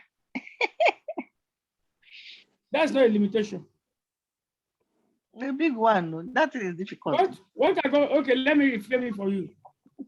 Because you mentioned it, I'm going to reframe it. If you look at our combined asset beta, combined work, how do we compute it? We compute combined work using weighted average asset beta,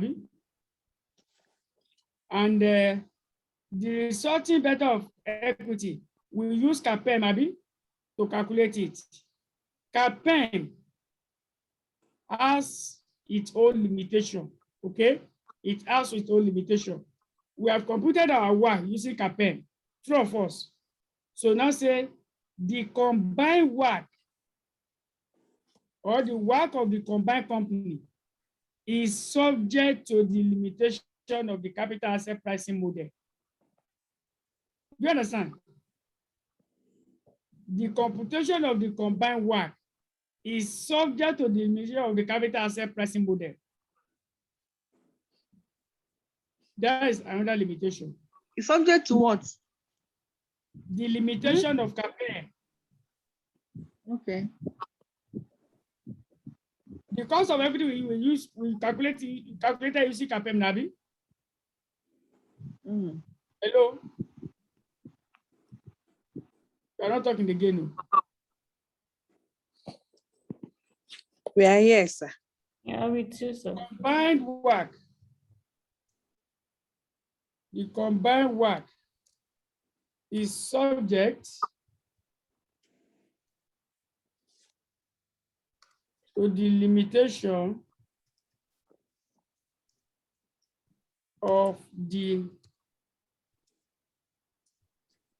Please don't write work in the CAPM in the example.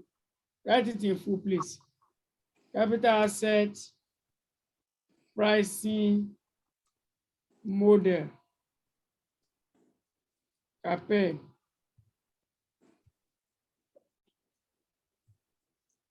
Okay. Number 3. Well, look at it. Give me number 3.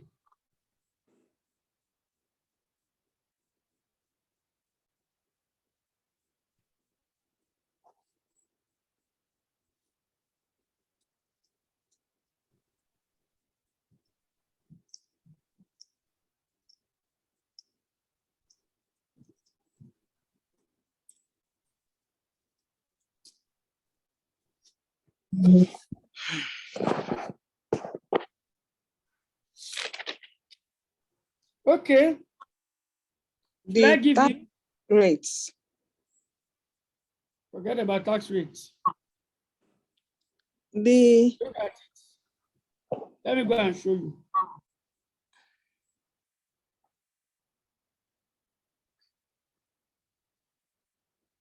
What is the assumption we are making here?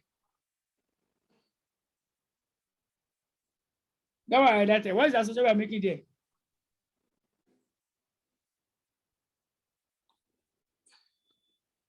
that the cash flow will increase to perpetuity, infinity.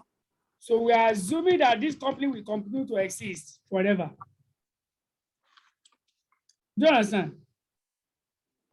We have assumed that the company will exist forever, which may not be so. So the assumption that the company will generate free cash flow into perpetuity is not realistic as well. These are how to pick your assumption. They are not what you should cram at all. You should not cram them. The free cash flow to firm may not grow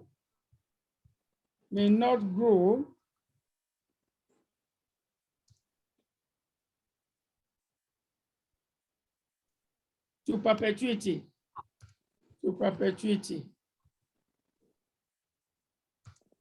as predicted.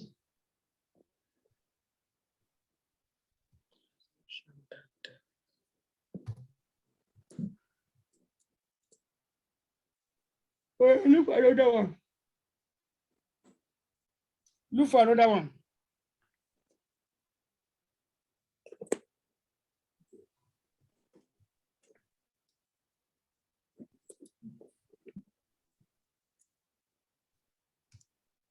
The journey of Pursuit Co. The journey of Pursuit Co. After the acquisition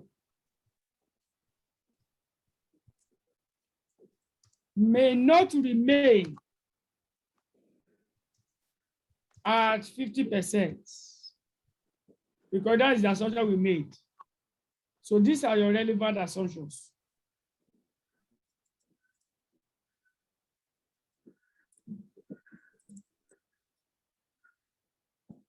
These are your what?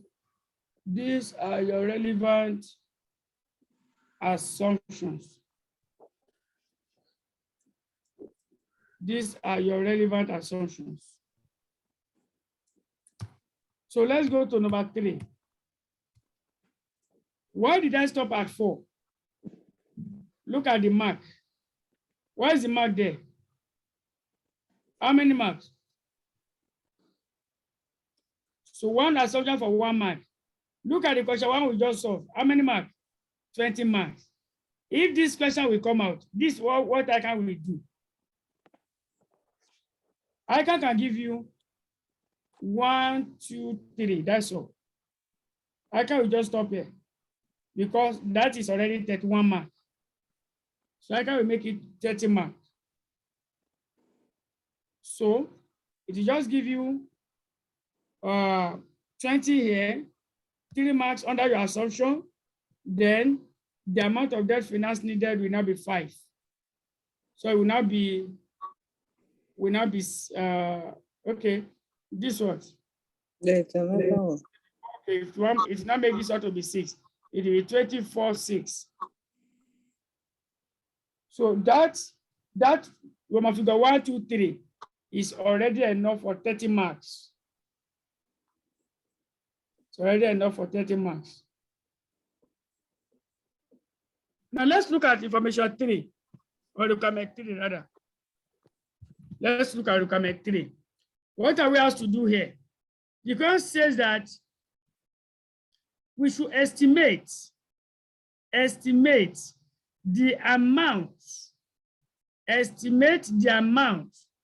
of debt finance needed. Estimate the amount of debt finance needed in addition to the cash reserve to acquire FODACO. Don't forget, from the opening of this question, we are told that the acquisition of FODACO will be done by what? By a combination of equity and, by the combination of cash and debt. The company already has an accumulated cash reserve of 20 million. So the balance is going to be what? It's going to be settled using debt. B is now, question 3 is now saying that, okay, what is going to be the additional debt that the company will need to finance the acquisition? How much debt that will be needed? We want to pay for the acquisition of FODACO using a combination of our existing cash of 20 million. The balance will be settled using what? Using debt. Now the question now is that amount that will be settled using debt, how much is it? That's what the question is saying. The amount of debt finance needed to acquire FODACO should be how much? So go and develop the skills of interpreting question. So question 3.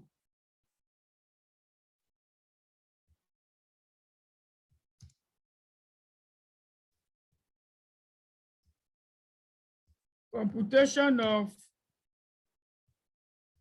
additional finance needed. Sorry, additional debt finance. Computation of additional debt finance computation of additional debt finance needed. Computation of additional debt finance needed.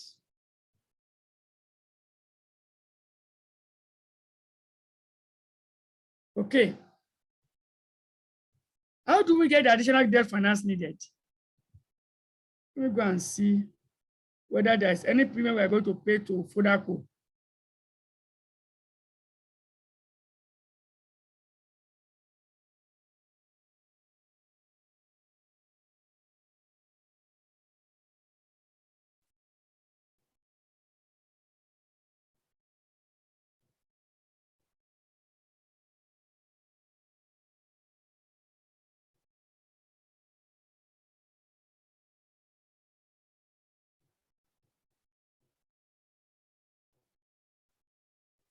Okay. So, how much debt finance will be needed? Look at it.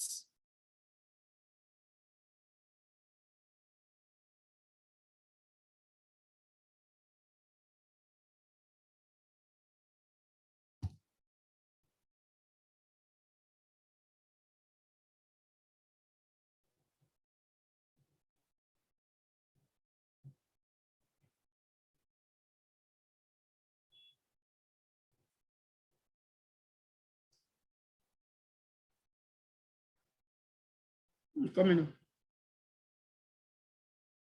Look at the next question and see.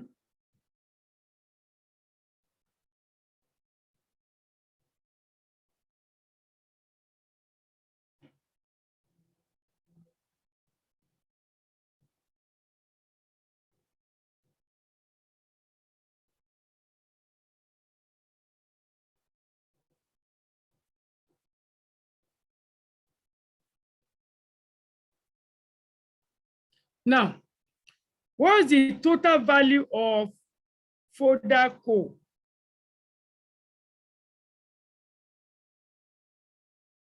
Total value of Fodaco is 35,386.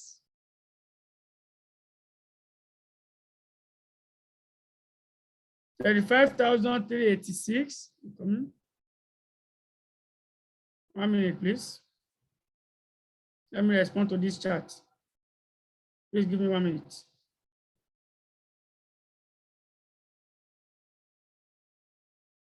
Let me quickly respond to this chat, please.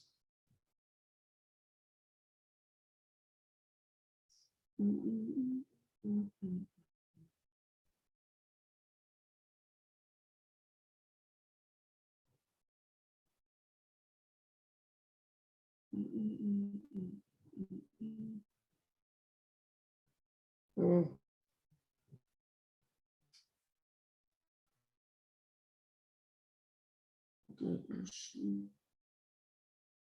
Audio, please, so that the guy will not be disturbing me. Just want to respond to him and let him rest.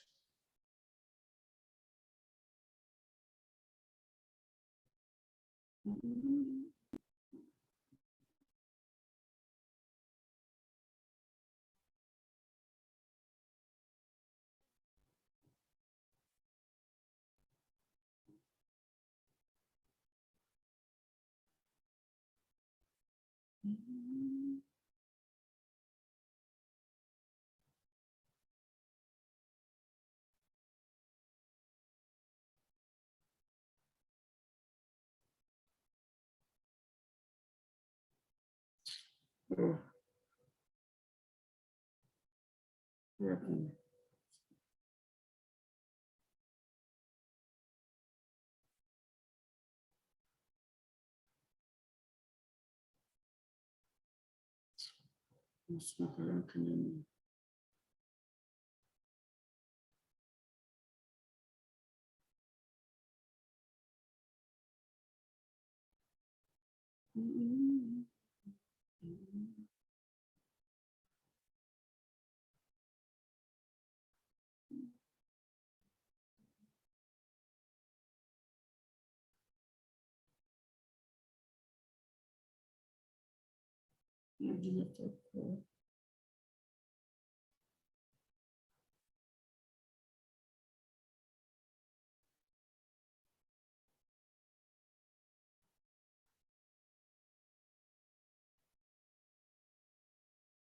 Okay.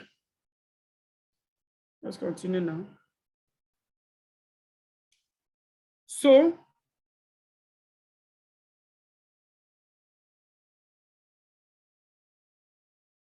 the total amount or the total market value of, what do you call it, Fodaco. Market value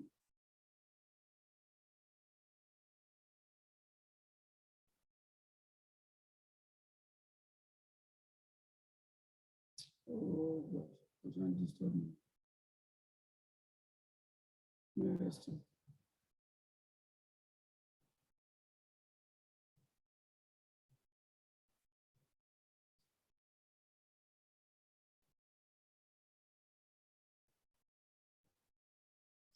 Total value of Fodaco. I think I've copied it. Yeah. This is the total value of Fodaco. This is the total market value of Fodaco. Good.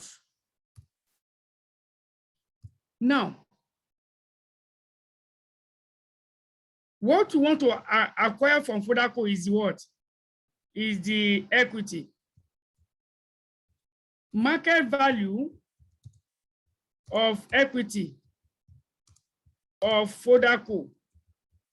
We are buying the equity of Fodaco. What is the market value of equity of Fodaco? I think we have it as what? We have it as. Oh, okay. That's what we already have there. That 35 is already the market value of equity. Okay. Let me change it. That's already the market value of equity. Market value of equity of Fodaco.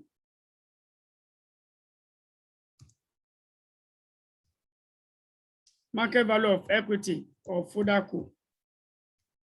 So what we already have here. Now,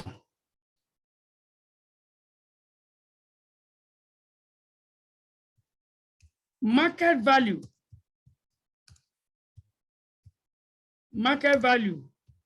of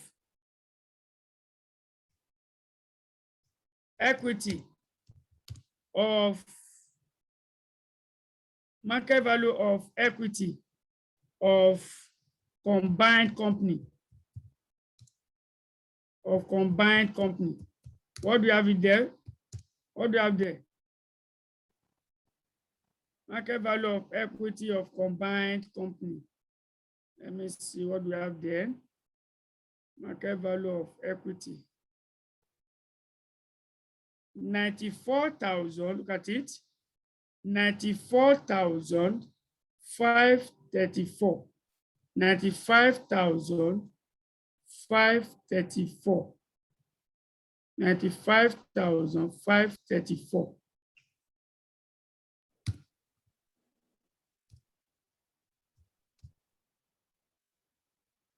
Okay, let me do this. Before I do this, let me complete this one. This is total we want to pay, Abby. This is total amount we want to pay. And we have how much? We have 20 million cash. So less cash reserve. We want to pay 35,386 and we have cash of 20 million. So less cash reserve. If we remove cash reserve,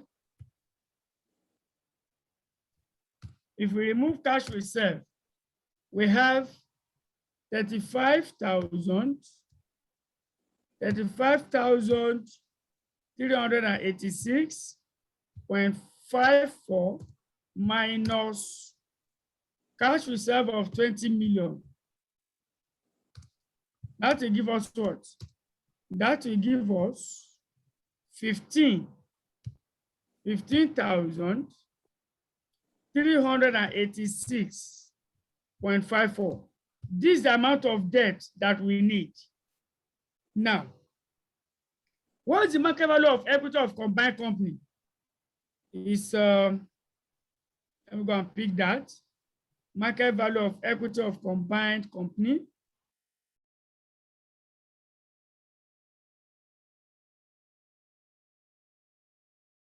Market value of equity of combined company is 94. Good. Market value of equity of combined company is 94,534. Abi, that's after the acquisition. Now, what was the market value before the acquisition? Market value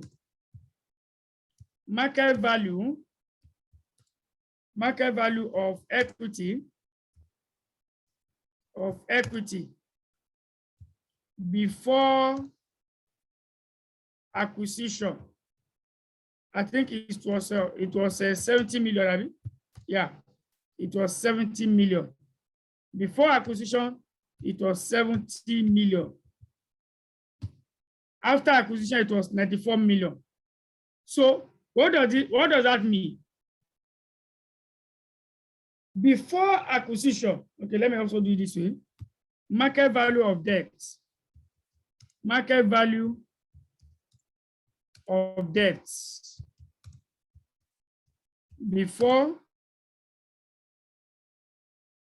acquisition. Value of debt before acquisition was also 70 million. Then market value of debt. Market value of debt after acquisition. Let's make that one as well. After acquisition,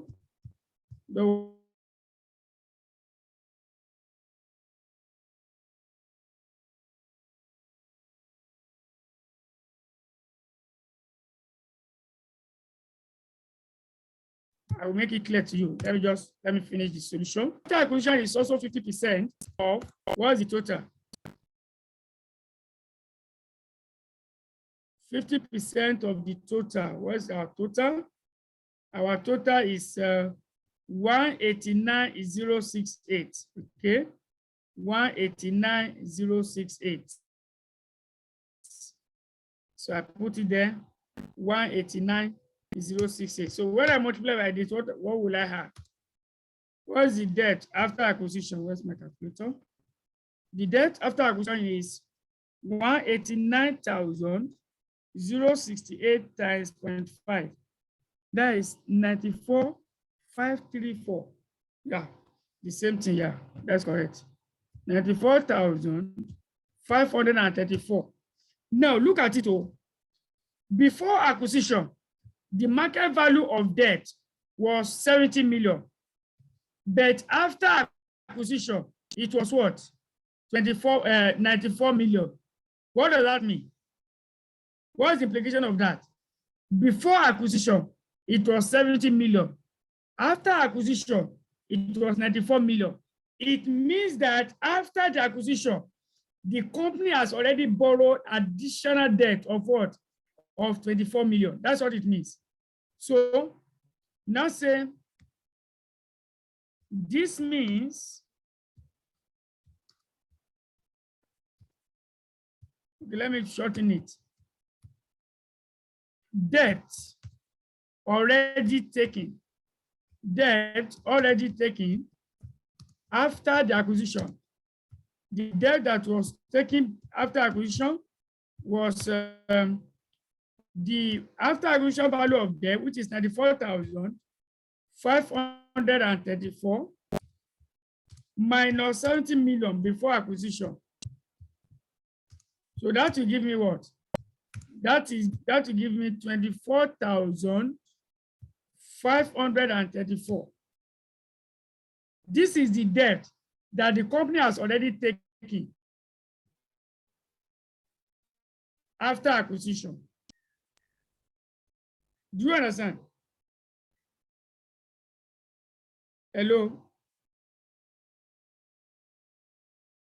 Hello, It are you is- there? Yes, sir. Yes. 1 minute. I'm just trying to. I'm supposed to be in the meeting now, so to calm them down that I'll join them.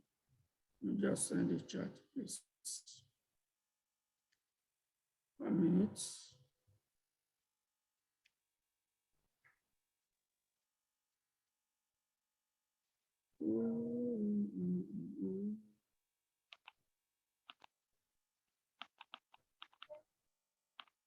Yes.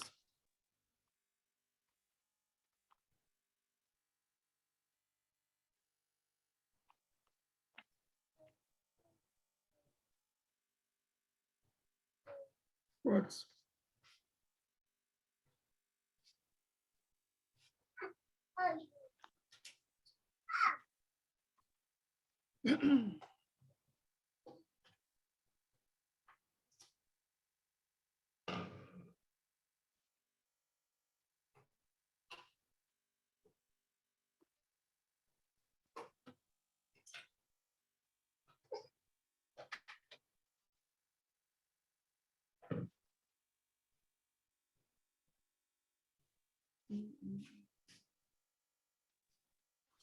Okay. So it simply means that the company has already borrowed 24,534 post acquisition. Okay, the company has already borrowed 24,534 after acquisition. But what is the amount we needed to borrow? It was what? 15,386. This is the amount we needed to borrow. That is after you have taken off the what? The 35 million cash reserve. I'm not sure. Are we paying premium to this company? Let me see, oh, please. Oh. Let me see. Are we paying premium? I think it's supposed to be more than 15. I'm not sure that figure is accurate.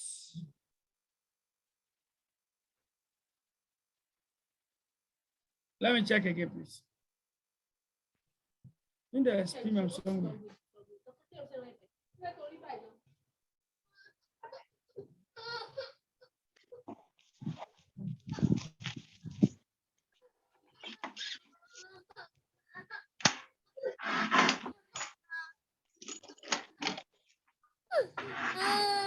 I'll go and collect it now. Sorry. Go and collect biscuit. Look at it here. You know I was saying it. I know there was supposed to be a premium. There was supposed to be a premium. Look at it. Postal Coast estimate that a payment of the what? A payment of the equity value plus what? 25% premium will be sufficient to secure the purchase of Fodaco. So I knew there was supposed to be a premium. Why you do like this now? We are taking sit. Why it is here? Bye-bye. So 25%. This is not the total we are paying. The amount we are paying to Fodaco is what? The market value of Fodaco plus premium. So I knew there was supposed to be premium. The premium is 25%.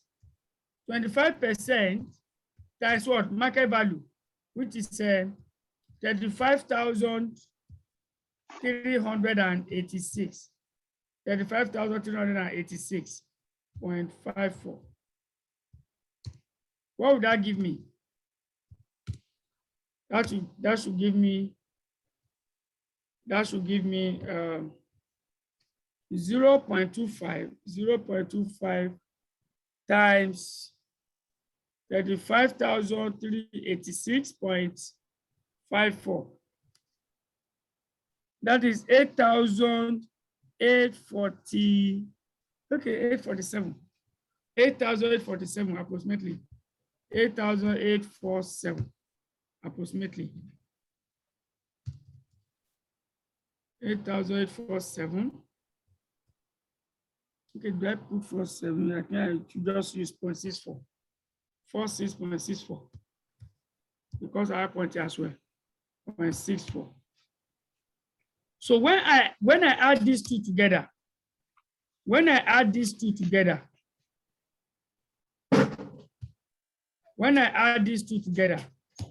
I will have the total what? This is the total, sorry.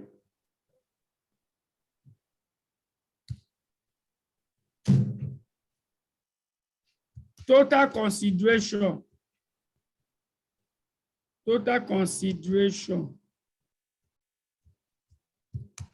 The total consideration will be what? Will be equal to this plus this will give me 8846.64 plus 35,386.54. So it's 44,233.18. 44.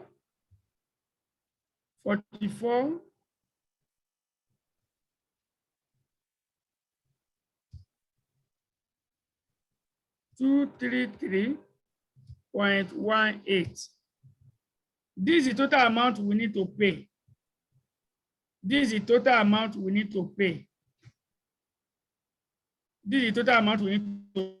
And we have cash of what? We have cash reserve. We have cash reserve of 20 million. So remove it. Our cash reserve is 20 million, 2123.00. When I remove this from here,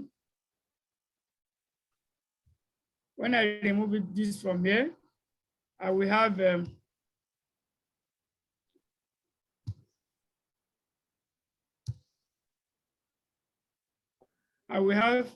additional finance,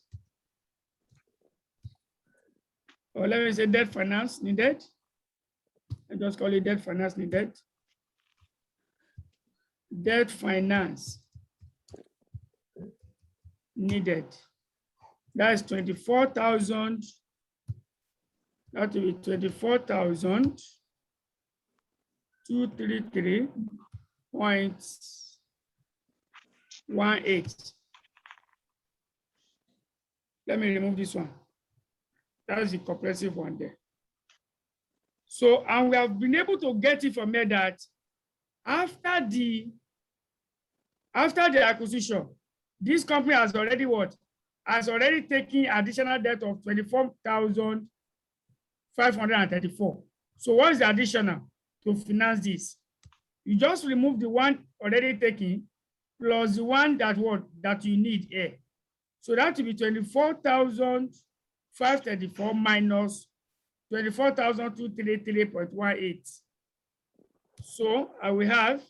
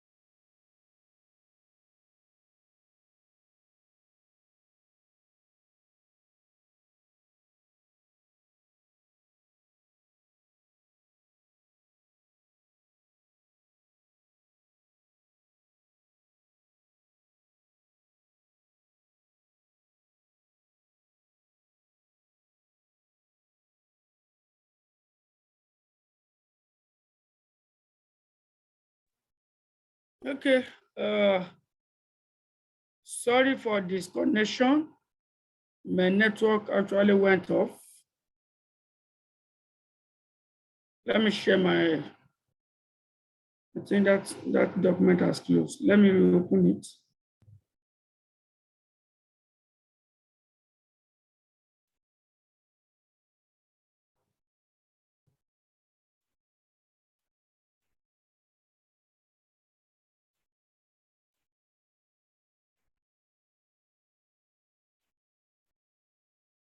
Pursuit Co.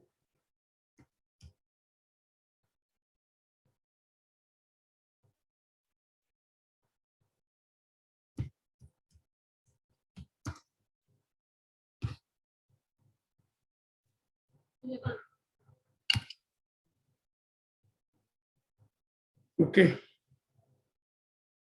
Let's continue. Sorry about the disconnection. So we said the total for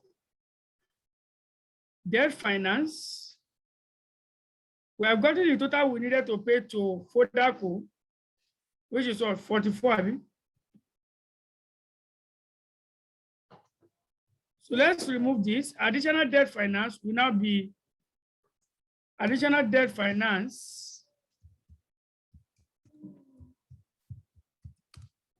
will now be the debt finance needed, which is, are you sure this figure is correct? This is 24. This one here is supposed to be greater than this. I think there's a mistake somewhere.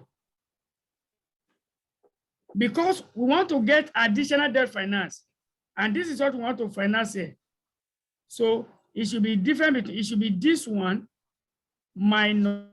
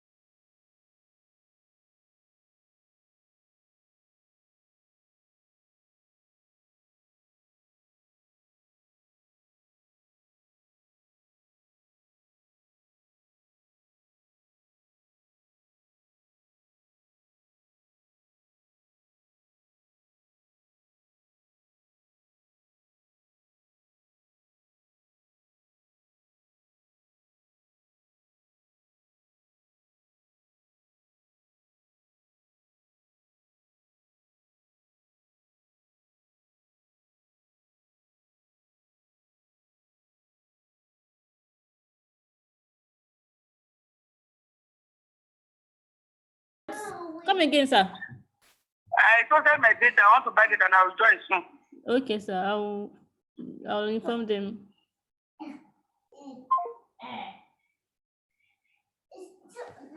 Oga said his data finished, but he's trying to get data. That will join us soon.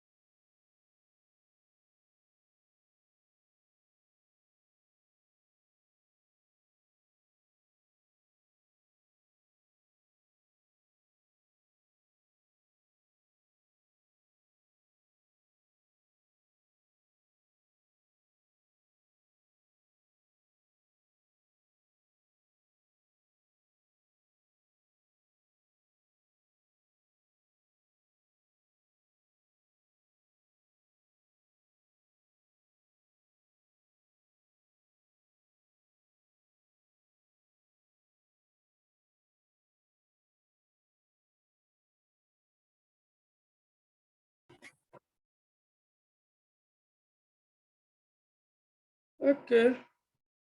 So sorry. I didn't know it was my data that was about to finish, that the network was logging me now out. Sorry about that. So what I was saying is this. I think I saw where the mistake was from.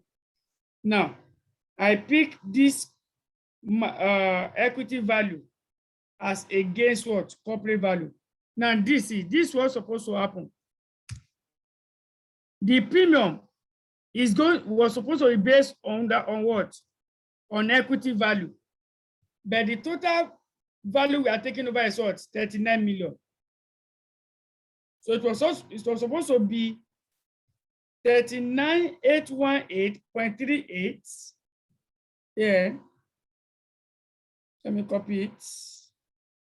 This is what I'm supposed to have as the value we are taking over, because that's the total market value of the company, not 35.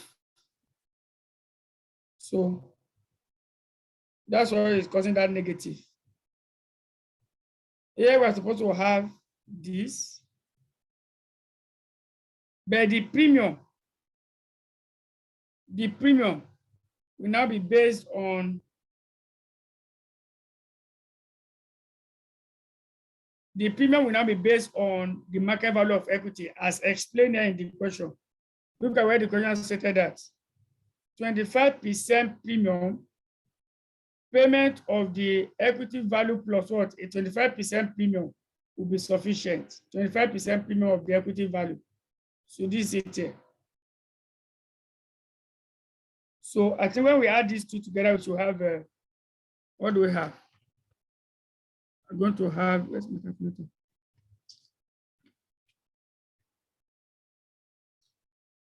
$39,000, sorry, 39,818.38 plus 8,846.64. So that is 48,665. Yeah. I'm supposed to have 48, not 44. 48,665.02. So minus 20. That's going to be 28. 28,665.02. So the additional debt needed is now going to be the debt we need to pay to acquire Fodaco, which is this. Look at it. This is the total we wanted to pay, 48,665. That is the market value of the company plus the premium we are paying. So the total consideration we're supposed to settle them for is 48,000 what? Oh, yeah, 665, yeah. 48,665 is the total we are supposed to pay to them. Now, out of this total, we are paying 20 million as cash from our cash reserve. So the balance we are supposed to settle using debt is 28,665. But we have already borrowed 24,534. It means part of this, we have already taken debt for part of this to be this. How do I know? Because before I acquired Fodaco, my debt was 70,000. But after I acquired Fodaco, my debt has increased to 94,000. What does that mean? It simply means that I have taken more debt. So the additional debt I will now need is the total debt needed to finance Fodaco minus the debt I have already taken. So I will have 28,665.02 minus 24,534. So that will give me what? 4,000. Yeah, it's going to be 4,000. Okay, let me calculate it. 28,665.02 minus 24,534. 4,131. That's the additional debt needed. 4,131. That's the additional debt needed. So if you add this one now and this one, it will give you this. Okay, this plus this will give you this. Now, the question now also asks us to conclude. Let me see. I think there's another question under it. After that, room of figure 3. Yes, and conclude whether Pursuit Co. current capital structure can be maintained. Now, what is the current capital structure of Pursuit Co? Current capital structure. Capital structure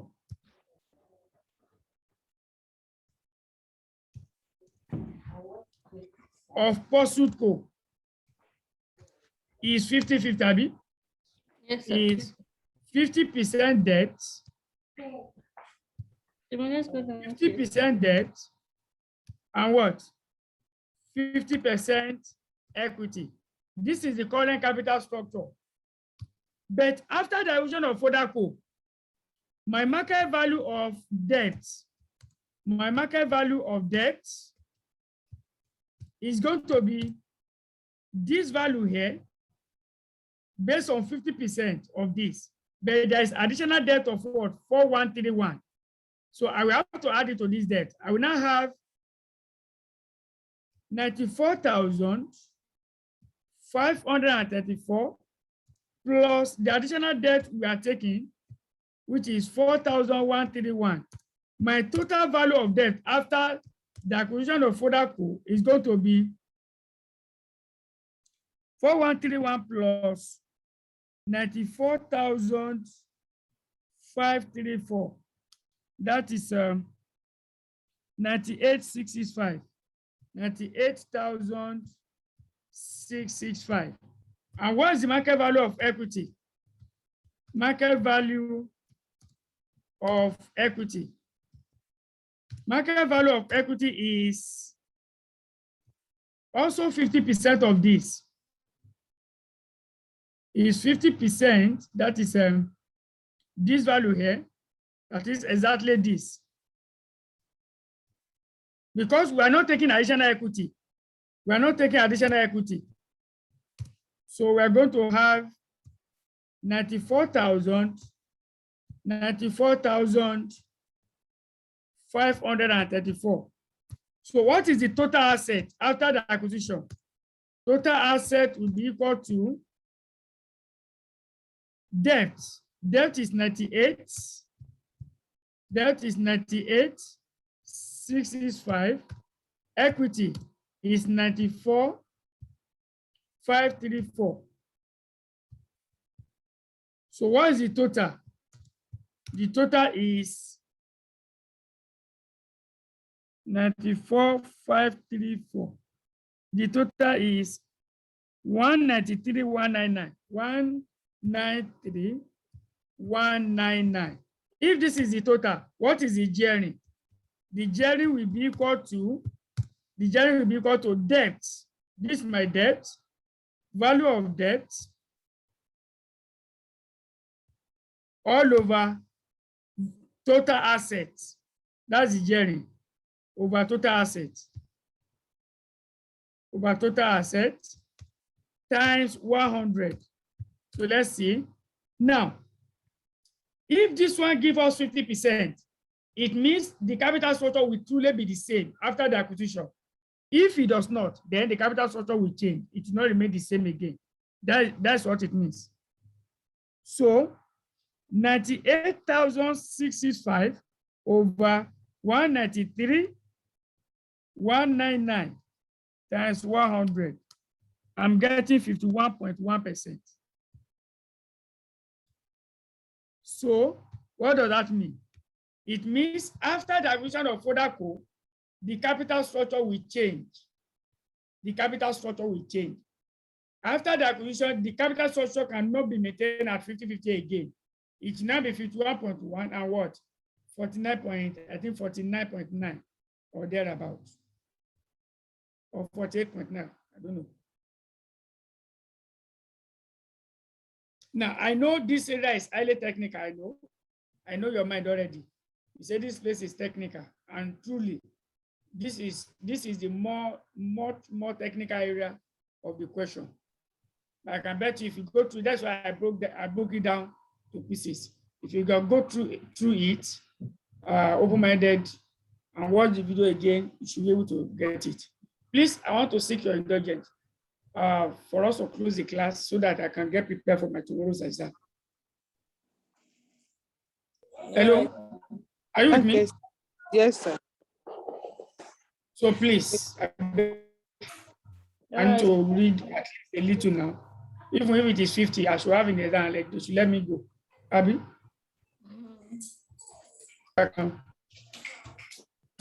should have an idea of what I'm supposed to write in the exam. Now, to meet on Sunday, by God's grace, and it's going to be from either 8:30 or 9. If I'm back from tuition house on time, we start 8:30. If I come back late, we start at 9. So I'll communicate to you on the timing of the Sunday lecture. Are we fine? Yes, sir. Thank you, sir. Thank you, ma'am.